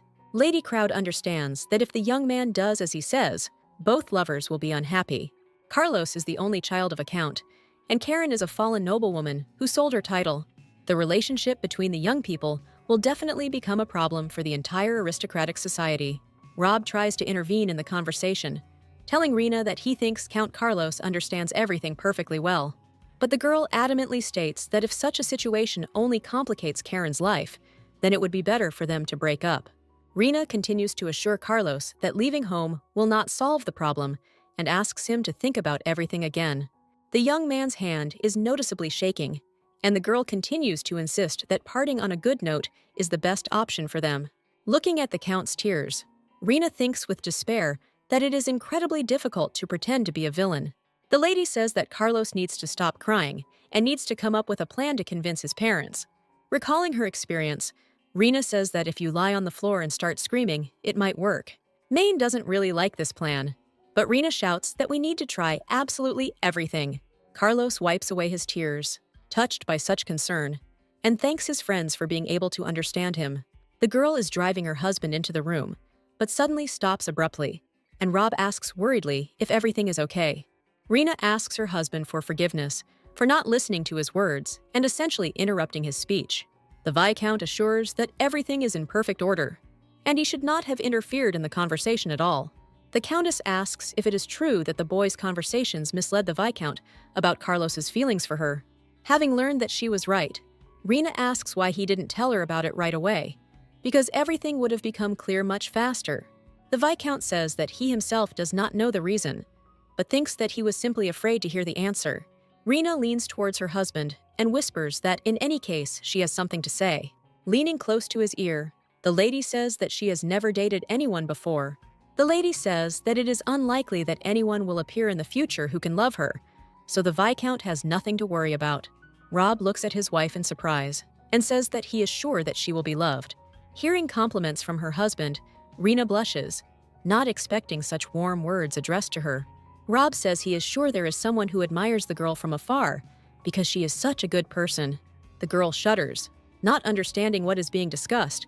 Could it be that her husband confessed his sympathy to her? Rob blushes and waves his hands, insisting that he was simply describing his wife's strengths. Rena takes hold of the stroller again and softly thanks the Viscount for his wonderful compliments. The lady wonders if these words had been spoken by another man. Would she have taken them as a confession? Approaching Rob's room, Rena comes to the conclusion that she must take advantage of this chance. The lady wants to suggest talking some more, while the Viscount is wondering whether it would be okay to suggest going into his room. Rena decides that her husband looks tired, and Rob at the same moment thinks that his wife has enough worries for today. The couple says goodbye, and Rob watches his wife leave for a long time, not daring to stop her. The next day, Rena comes to Rob's room and finds him in the company of Ors. The Viscount informs the lady that today is the day of the medical examination, which is why he has come. Noticing some kind of sphere in her husband's hand, the girl asks if it will bother them, but Rob assures her that everything is fine. Unable to contain her curiosity, Rena points to the ball and asks what it is. Ors explains that this ball is a medical artifact used to check the state of the aura. Rob notes that the experiments can be finished for today and returns the sphere to his friend. The girl remembers that in the novel, the Viscount loses his temper and plunges into darkness, and it is at that moment that his aura is restored. Ors fills out the paperwork and finally asks if Rob has had any problems sleeping, to which he shakes his head. The Viscount reports that, be that as it may, the patient's condition is improving, and he looks much better than he did in the capital. Ors assures that all this is due to Rena. The improvement of the situation has a huge impact on his well-being. The day before, Rob was already lying in bed, thinking that the situation with Carlos was resolved and he could sleep peacefully. But suddenly, the Viscount feels something strange and sits up abruptly in bed, throwing the blanket aside. Suddenly, the young man's breathing becomes ragged and he feels as if a ball of fire is growing in his chest. The pain pierces the Viscount's body so strongly that he clutches his chest in horror. Ors had once warned him that injured people could experience various pains. Gasping for breath and losing his ability to think clearly, Rob realizes he needs to call someone for help. However, the young man understands that if he pulls the rope, he will alarm the whole house, which he really does not want to do. The Viscount falls exhausted onto the bed, persuading himself to endure a little longer, and then the pain will subside. Simon and Amelia stroll around the city, indulging in a variety of delicious foods. The girl says that she has never tasted anything more delicious, and the Count laughingly explains that this is only prepared in their county. The young man sits down and wipes the little girl's mouth with a handkerchief, and she laughingly remarks that she can do it herself. Simon looks at his little sister and notes that with proper attention, she has become much brighter than on the first day. The brother strokes the girl's head, and she asks where they will go next time. Suddenly, a carriage turns around the corner and rushes straight towards the Count and Amelia. Somehow, Simon manages to grab the baby and pull her out from under the wheels at the last second. The Count feels Amelia and anxiously asks if she is hurt and if she is very scared. And at that moment, the girl hears a child's voice desperately asking for help. Simon makes a plan of action in his head. First, he needs to kill the coachman and then take Amelia to the toy store. But the little girl points her finger at the cart and screams that she heard a child's voice from there asking for help. Without another word, Simon starts running, and in running, he has no equal in the whole county. Having caught up with the coachman, the Count orders him to stop immediately, otherwise he will stab him with a stick. Finally, the carriage stops, and Simon, trying to catch his breath, tells the coachman that he intends to conduct a search. Raising the curtain sharply, the Count looks in amazement at the cage in which the tiny creature sits. Taking a closer look, Simon realizes that in front of him is a small wolf cub who is afraid. Not yet understanding what is happening, the Count orders the coachman to show his license for trading animals. Realizing that there are no papers, Simon threatens that only those who have received a license can trade animals on their land. Stepping on the coachman, the young man asks if he is not aware of the laws that were created to protect animals and beastmen. The Count calls the guards and orders them to seize the merchant and take him to the castle, where they will deal with him. Amelia points her finger at the beast and says that it was this little one who asked her for help. Simon looks closely at the little wolf cub. Is he really not an animal, but a beast man? John and Lily look at their son reproachfully, admitting that he too has finally gone crazy, since he couldn't tell the difference between a dog and a wolf. Simon justifies himself only by saying that Amelia tearfully asked him about it, and he could not refuse. The little girl immediately asks everyone for forgiveness, explaining her stubbornness by the fact that she was very scared. Lily and John immediately begin to say that saving wolves is also the Lord's concern, and one little wolf cub in the castle will not hurt anyone. Simon is perplexed, and Rena laughs on the sidelines, thinking that now her brother will also feel the family discrimination. The girl screams in surprise when her brother says that the wolf cub looks like a beast man. Simon says that Amelia heard cries for help, and no animal except the beastman can talk. The lady smiles kindly at the wolf cub and says that she wants to talk to him, so could he please turn into a human? Amelia listens to the wolf cub and then says that he first asks to bring him clothes.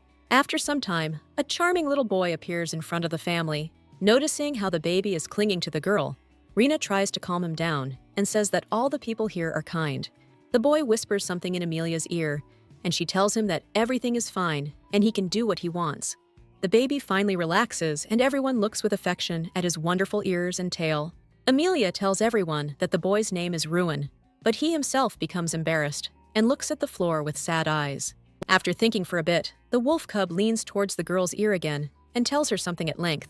At some point, Emilia screams in fear and says that this simply cannot be. Nobody understands anything, and Rob worriedly asks his sister what the matter is.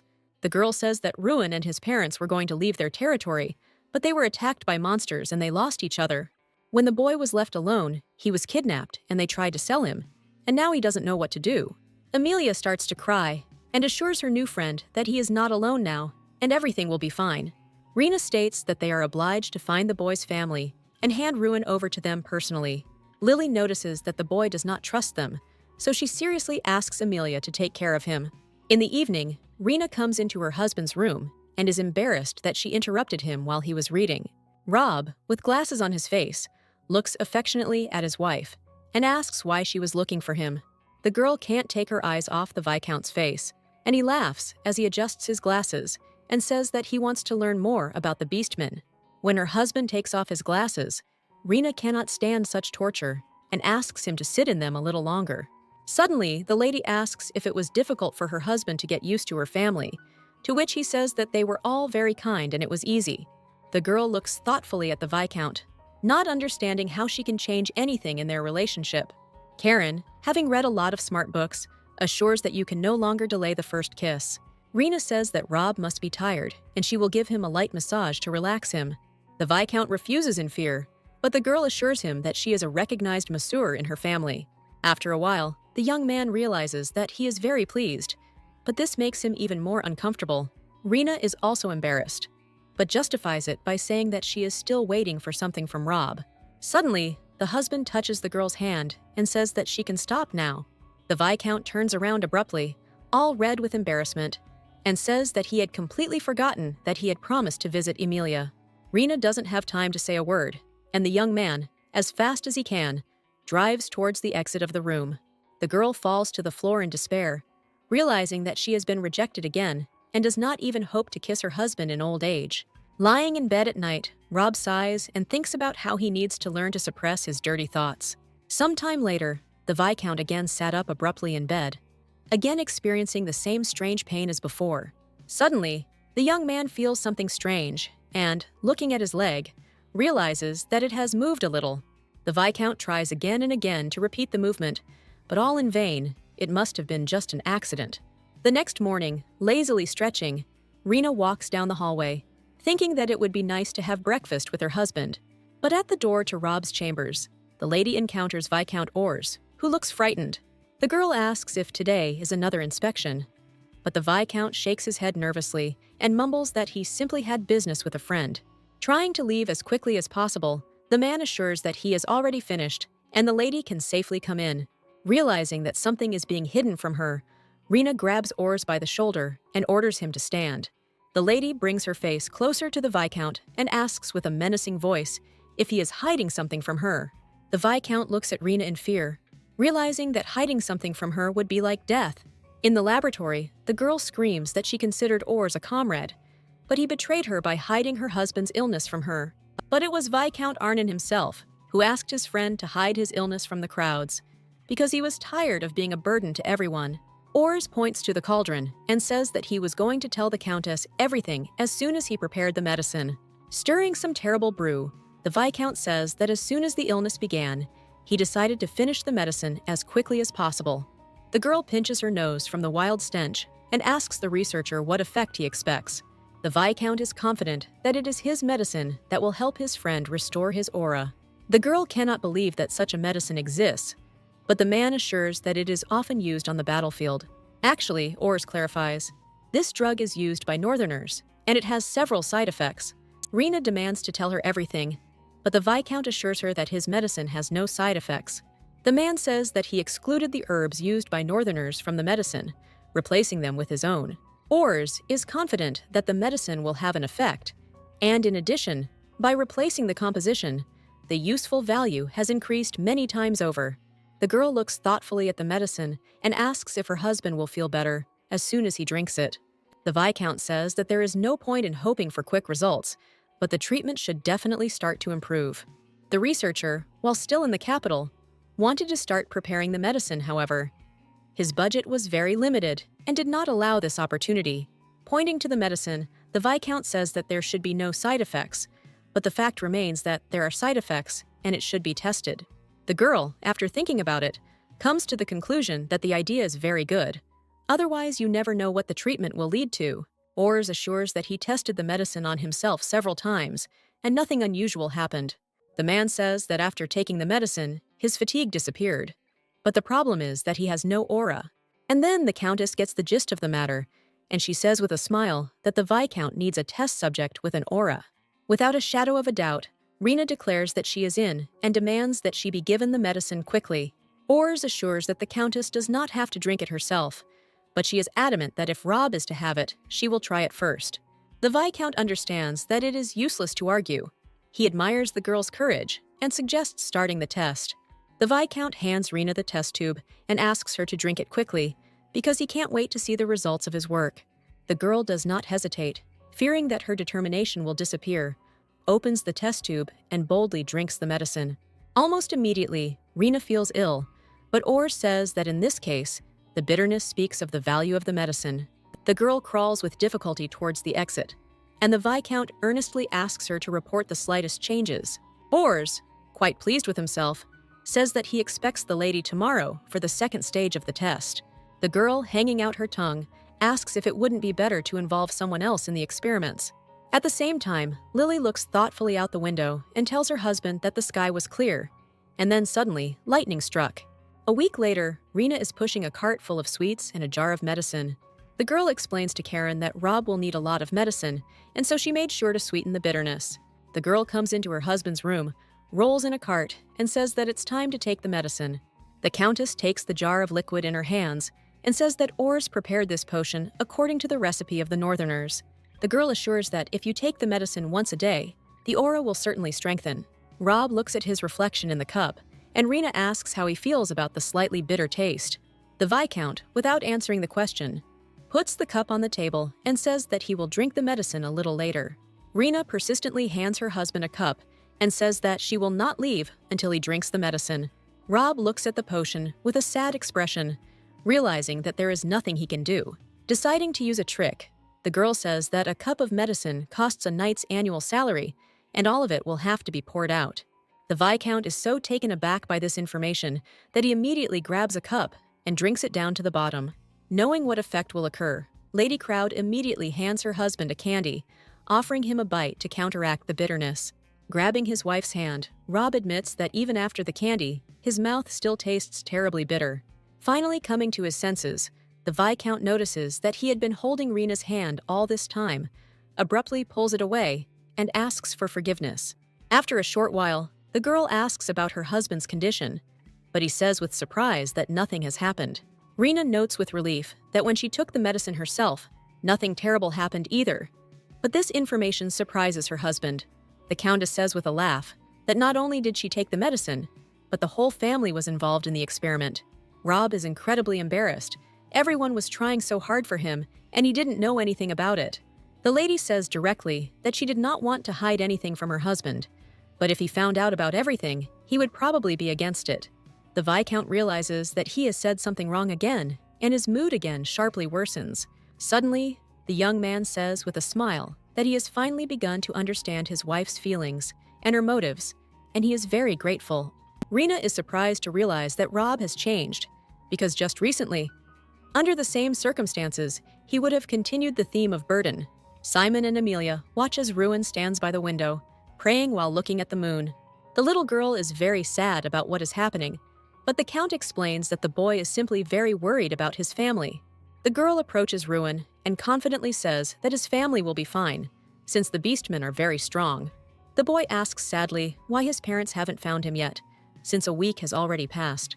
Amelia leads the boy to the bed, assuring him that he just needs to sleep, and it is possible that his parents will come for him at dawn. The little girl puts her friend to bed, covers him with a blanket, and tells him to close his eyes tightly. Simon watches what is happening with a smile. Everyone around obeys Amelia without question. Suddenly, the girl says that she also wants to pray, and begins to whisper requests for the wolf cub's parents to come quickly. Simon's heart can't take it anymore, and he decides it's time to take on the search himself. Rob comes to Ors for another checkup. They drink tea, and his friend asks how the Viscount is feeling. The young man admits that after he started taking the medicine, the pain that had appeared earlier began to appear more often. Ors says thoughtfully that the return of old pains can be a good sign. However, the young man states that the pain is not so strong, but has begun to appear more often. Perhaps all this is not worth attention. But Ors is sure that in this case, every little thing matters, and the fact that the pain has become weaker may be a good sign. The Viscount wonders whether he should tell his friend that all these signs indicate that his condition is worsening. The man says that first they need to reduce the dose of the medicine. This should help reduce the frequency of attacks. Rob says thoughtfully that his thoughts may be stupid, but he believes that the increased pain will have an effect. Ors looks at his friend thoughtfully and asks what exactly led him to such conclusions. Rob smiles as he says that he once almost lost a fight by following the rules. But when he listened to his intuition, the course of events changed. The Viscount sarcastically thinks that since the war hero has spoken about his intuition, he should remain silent. Then, says Ors, if Rob insists, then let him continue taking the medicine in full. The Viscount nearly choked on his tea when his friend abruptly changed the subject and asked how his relationship with Lady Rena was progressing. Handing Rob a handkerchief, Ors says with a laugh that he doesn't know all the details, so he's just curious.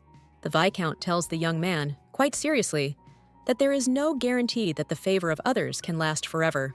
Not quite understanding where his friend is going with this, Rob asks what he should do in that case. A man thoughtfully asks his friend what favor, giving or receiving something forever means to him.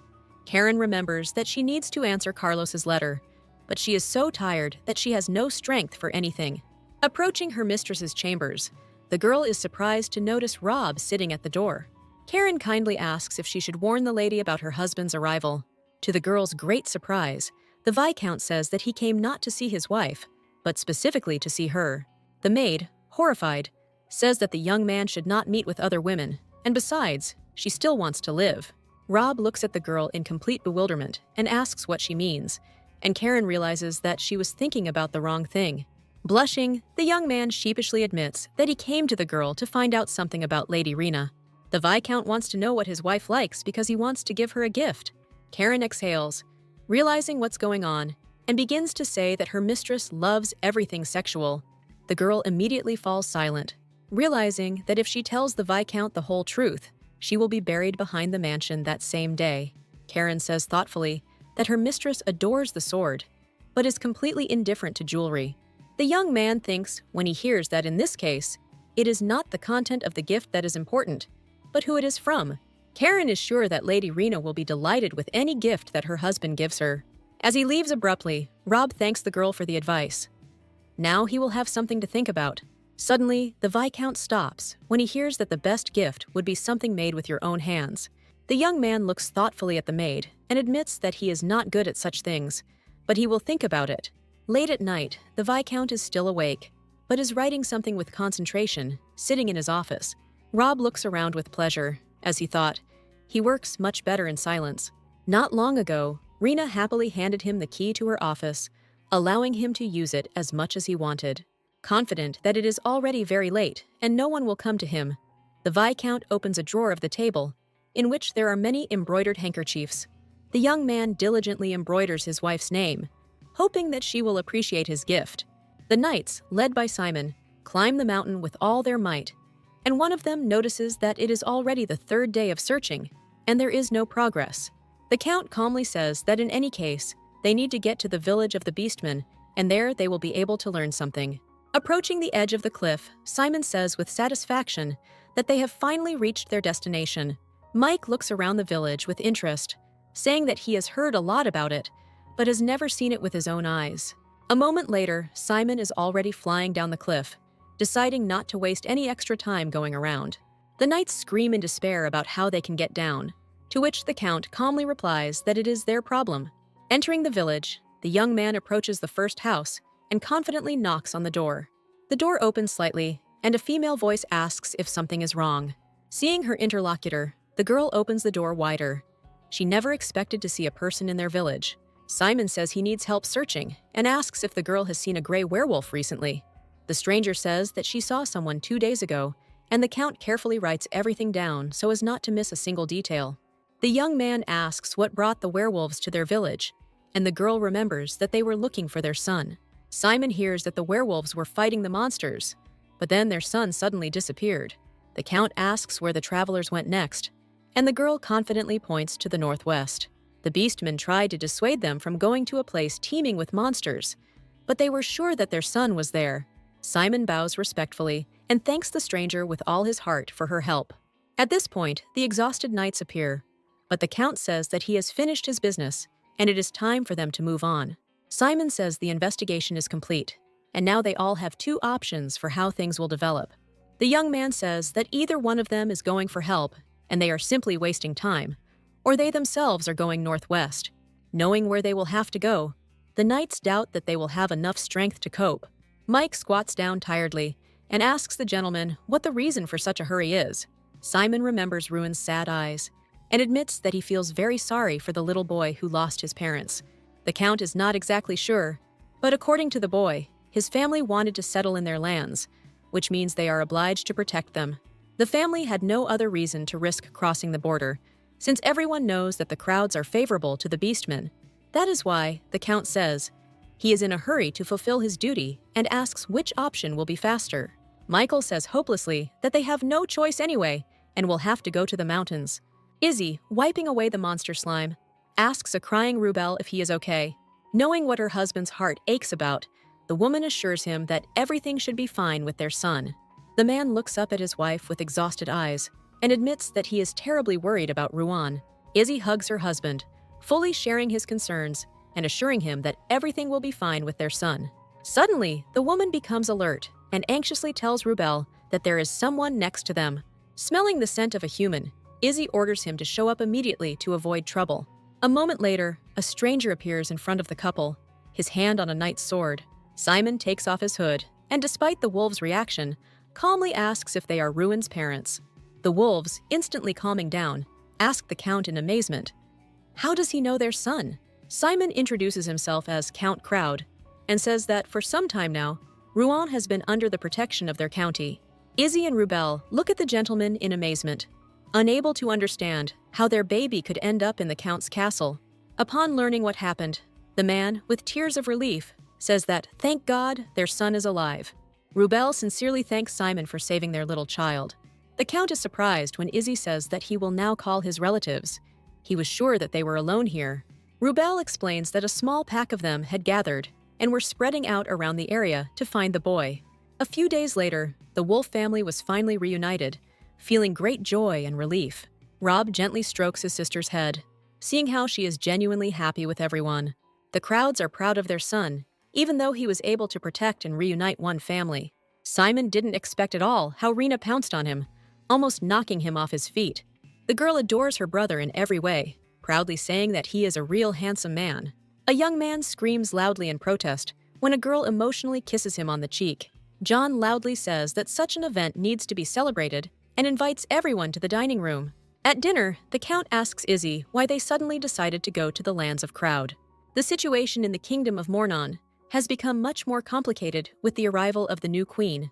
She tried to kick out Princess Kate and make her son crown prince.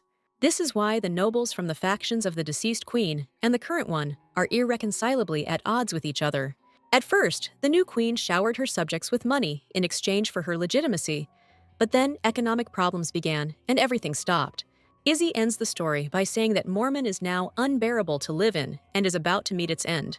John had heard about the discord in the kingdom, but he could not imagine that things were so bad. Lily listens attentively to the guests and asks what they plan to do next in Crowd. The wolves unanimously say that their pack would like to become soldiers of the county of Crowd. The family looks at the Count imploringly, and he, knowing what wonderful warriors the beastmen are, says that the idea is not bad at all. Lily smiles and says that after lunch, they will find a place for the pack on the border. Rubel turns to his son and asks him if he is happy, to which the boy nods enthusiastically. But then Ruan hears that they will soon have to leave the castle, so he must say goodbye to everyone in advance. Noticing that the boy is sad, Emilia takes his hand and says that she is very happy about the reunion of their family. Ruan looks up with a sad face and asks his friend if she will go with him. Rob and Rena listen to the dialogue with interest. A whole drama is playing out before their eyes. When Amelia says that she can't go with her friend, the boy loudly declares that he won't go anywhere either and will stay in the mansion. Rob takes his wife's hand and quietly asks if there is any way to keep the children together. The Viscount is sure that separation will not do the children any good because they have become such good friends. Rena understands that she has another chance to score points, raises her hand, and asks the dear Count to speak. John looks at his daughter in bewilderment and asks her not to show off and to speak normally. Lady suggests that the pack stay in the castle. However, Izzy says that it is impossible because the humans do not want to live with them. Lily notes that the situation in their county is different, and their subjects live in harmony with the beastmen. Rubel didn't expect this, and Rena assures that since they will all be soldiers, why shouldn't they take up the defense of the castle? The wolves look at each other and cannot believe that after so many trials, their lives can get better. The lady suggests that the wolves live like this for at least a month, and then we'll see, but the children will be able to be together. The kids look at each other happily. They clearly liked this decision. Lying in bed, Lily watches her husband closely and asks if he is going to sleep. The Countess approaches her husband and asks what he found so important on the map that he has been looking at it for so long. John points to a small patch of land on the map that lies between Mornin and Crowd. With a smile, the Count says that he suddenly wanted to make this land his own. Lily looks at her husband with displeasure and asks if he is planning to go into battle right now. Looking at the map, John thinks that the time has not come yet. First, they need to get their son-in-law on his feet. Early in the morning, Princess Kate looks at herself in the mirror and slowly tidies herself up. Suddenly, a maid enters the chambers and announces that Her Majesty is immediately waiting for the princess in the garden. The girl asks the maid to help her comb her hair, but she, without saying a word, silently leaves the room. The queen indignantly notes that Kate is late, for which she immediately apologizes.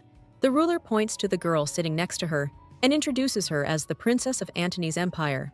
Kate doesn't understand what the princess is doing here, but nevertheless, she greets her respectfully. The girl notices that there is only one knight standing behind the princess, and he is dressed too simply. Making a gesture with her fingers, the queen coldly orders the girl to come and sit down next to her. The ruler waits for the servant to bring her a tray with a scroll and announces that Kate must go somewhere.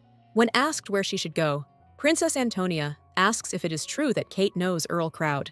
Ors excitedly points to the new sphere and shouts that he has finally made a new aura meter.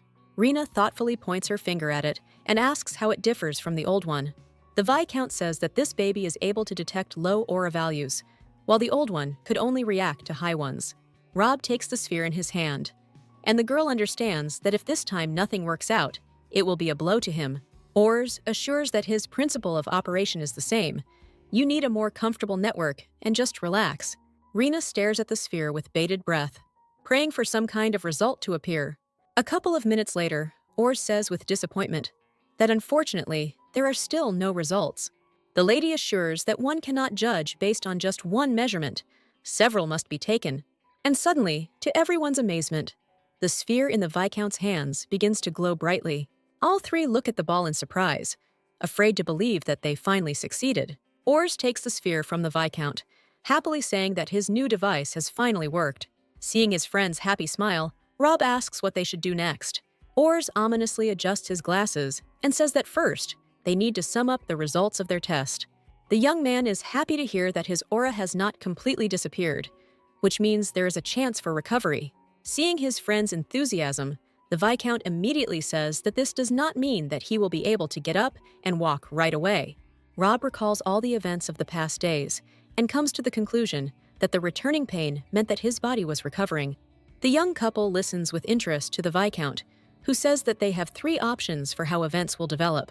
The first option includes a full restoration of the aura and the ability to walk. Of course, this is the most ideal option. With the second option, the aura is restored by half. The Viscount will be able to walk, but he will need something like a cane. In the third option, the aura is restored to a minimum. The young man will be able to move his legs, but walking is questionable. Of course, Rob hopes that his nerve endings will be restored, and he will be able to walk normally. Rena takes her husband by the hand and assures him that no matter what the outcome, she will still stay with him. The Viscount sincerely thanks his wife and says that her words gave him the strength to fight on. Rena looks at her husband and thinks that if Ors weren't there, she would have kissed Rob long ago. In the evening, the young man takes an embroidered scarf out of his nightstand. Finally, his gift is ready. Rob looks at his creation carefully and realizes with annoyance that it turned out crooked. Suddenly, the young man's legs are engulfed in flames, and another wave of pain spreads through his body. But remembering Rena's words, the Viscount is ready to endure this pain as long as necessary, although a painkiller wouldn't hurt. At the same time, Rena is engrossed in reading another book, refusing to give it to Karen. The maid threatens to tell Rob everything, but the lady agrees to everything if it will help them move forward. Suddenly, the Countess stood up abruptly, having a strange feeling that something was wrong with Rob. A few moments later, the girl stands at the door of her husband's chambers and asks if everything is okay with him. Without waiting for an answer, Rena runs into the room and realizes with alarm that the young man's legs hurt again. The Countess approaches the young man, and he says in fear that she has nothing to worry about and can return to her place. Rena admits that she knows that her husband has been suffering from pain since tea time. The girl notices that Rob hid these problems from both her and Viscount Ors, although it is not at all clear why. The lady understands her husband's concerns, but they are one family and they should not have secrets from each other. Of course, the Viscount understands everything that his wife wants to tell him and promises that he will no longer hide anything from her. Suddenly, the young man takes Rena by the hand and says that he wants to give her something. Rob, taking out a handkerchief, says that it was the first time he did this and asks if the girl will accept his gift. The Countess looks with bated breath at the gift from her husband, something she never expected to receive. Rob says sadly that all this time he was only receiving, but giving nothing in return. Since the Viscount can't just go shopping, this scarf is the only thing he could do for his wife. At some point, Rena's patience runs out, and she begins to cry with emotion. This is the best thing she has ever had. Time flew by, and Rob's rehabilitation began to bear fruit.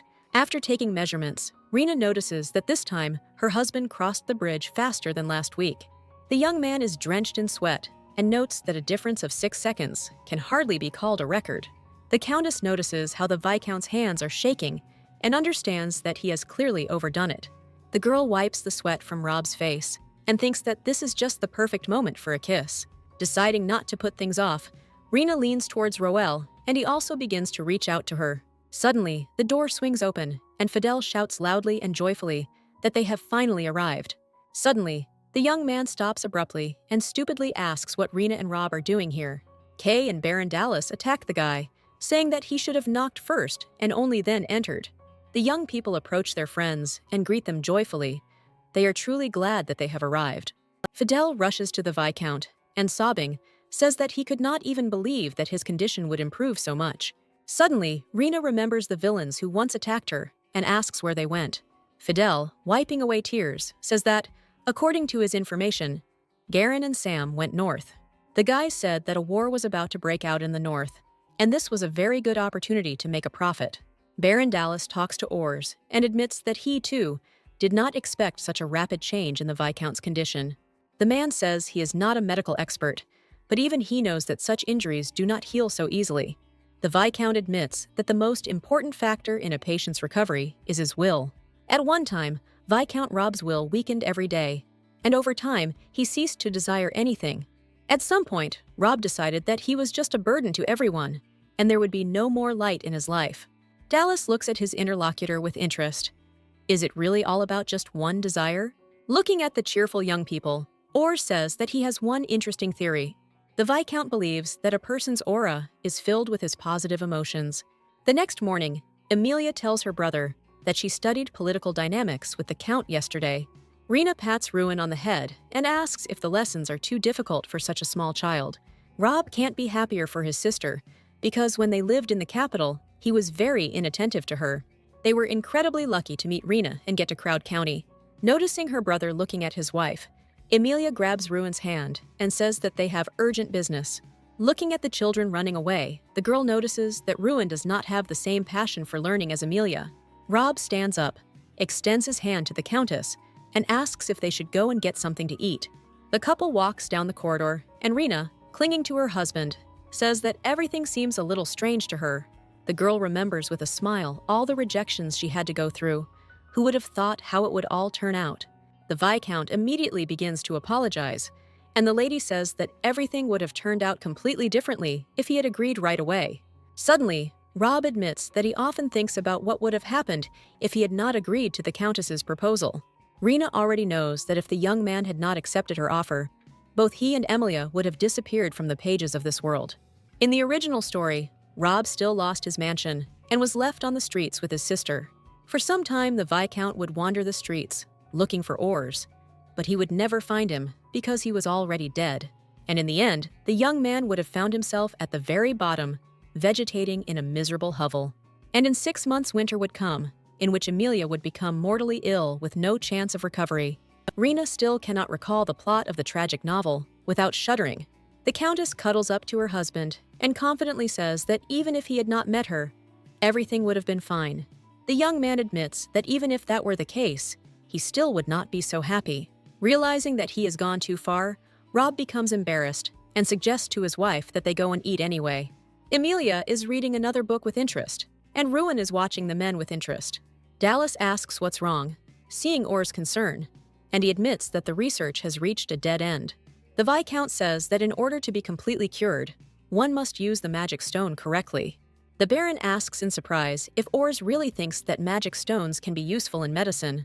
Dallas is confident that these stones can be used to create magical artifacts, and they are dangerous for people. The Viscount shows his opponent an open book and says that he has found notes that tell about the purification of magic stones. The Baron agrees that, logically, purified stones may be safe. Orrs notes that only a great magician can cleanse the stone, and everyone he has met has failed to do so. Dallas returns the book to the researcher and asks if he is sure of the accuracy of the stories. The book says that the great physician of the Kingdom of Mornin once purified the magic stone, but the book doesn't say a word about how he did it. Orrs, irritated, says that he doesn't know how to do all this, irritatedly puts the book on the table, hitting a stone, which falls to the floor. According to legend, as soon as a person endowed with the necessary magic takes the stone in his hands, it will shine. The purified magic stone will turn from black to white, and in exceptional cases, will become transparent. While the men are busy with their books, Ruin picks up a fallen stone and approaches them to give it to them. The boy tugs Orrs' hand and says that the pebble has fallen, to which the Viscount thanks him and asks him to put it on the table. At some point, the man turns his head and realizes with amazement that the stone has turned white. The Viscount gives the wolf cub another stone and asks him to try to cleanse it again. Seeing the result, Orrs begins to cry from happiness and misunderstanding of what is happening.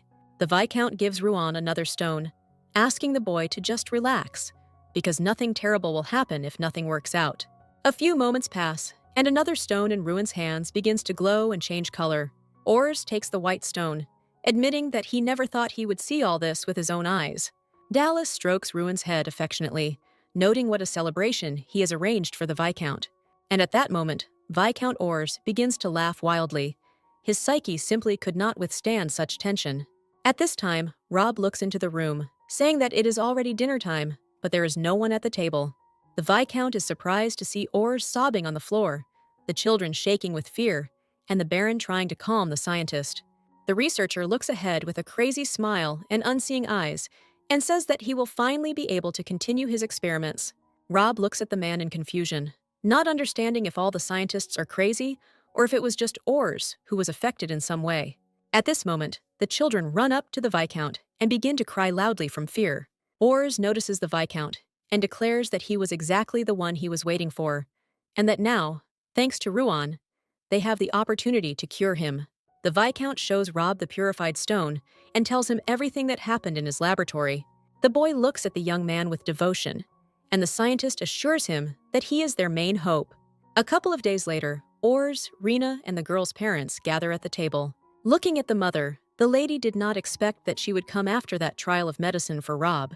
Orrs says that he met Ruan's parents, but they had never heard of magical abilities among the beastmen.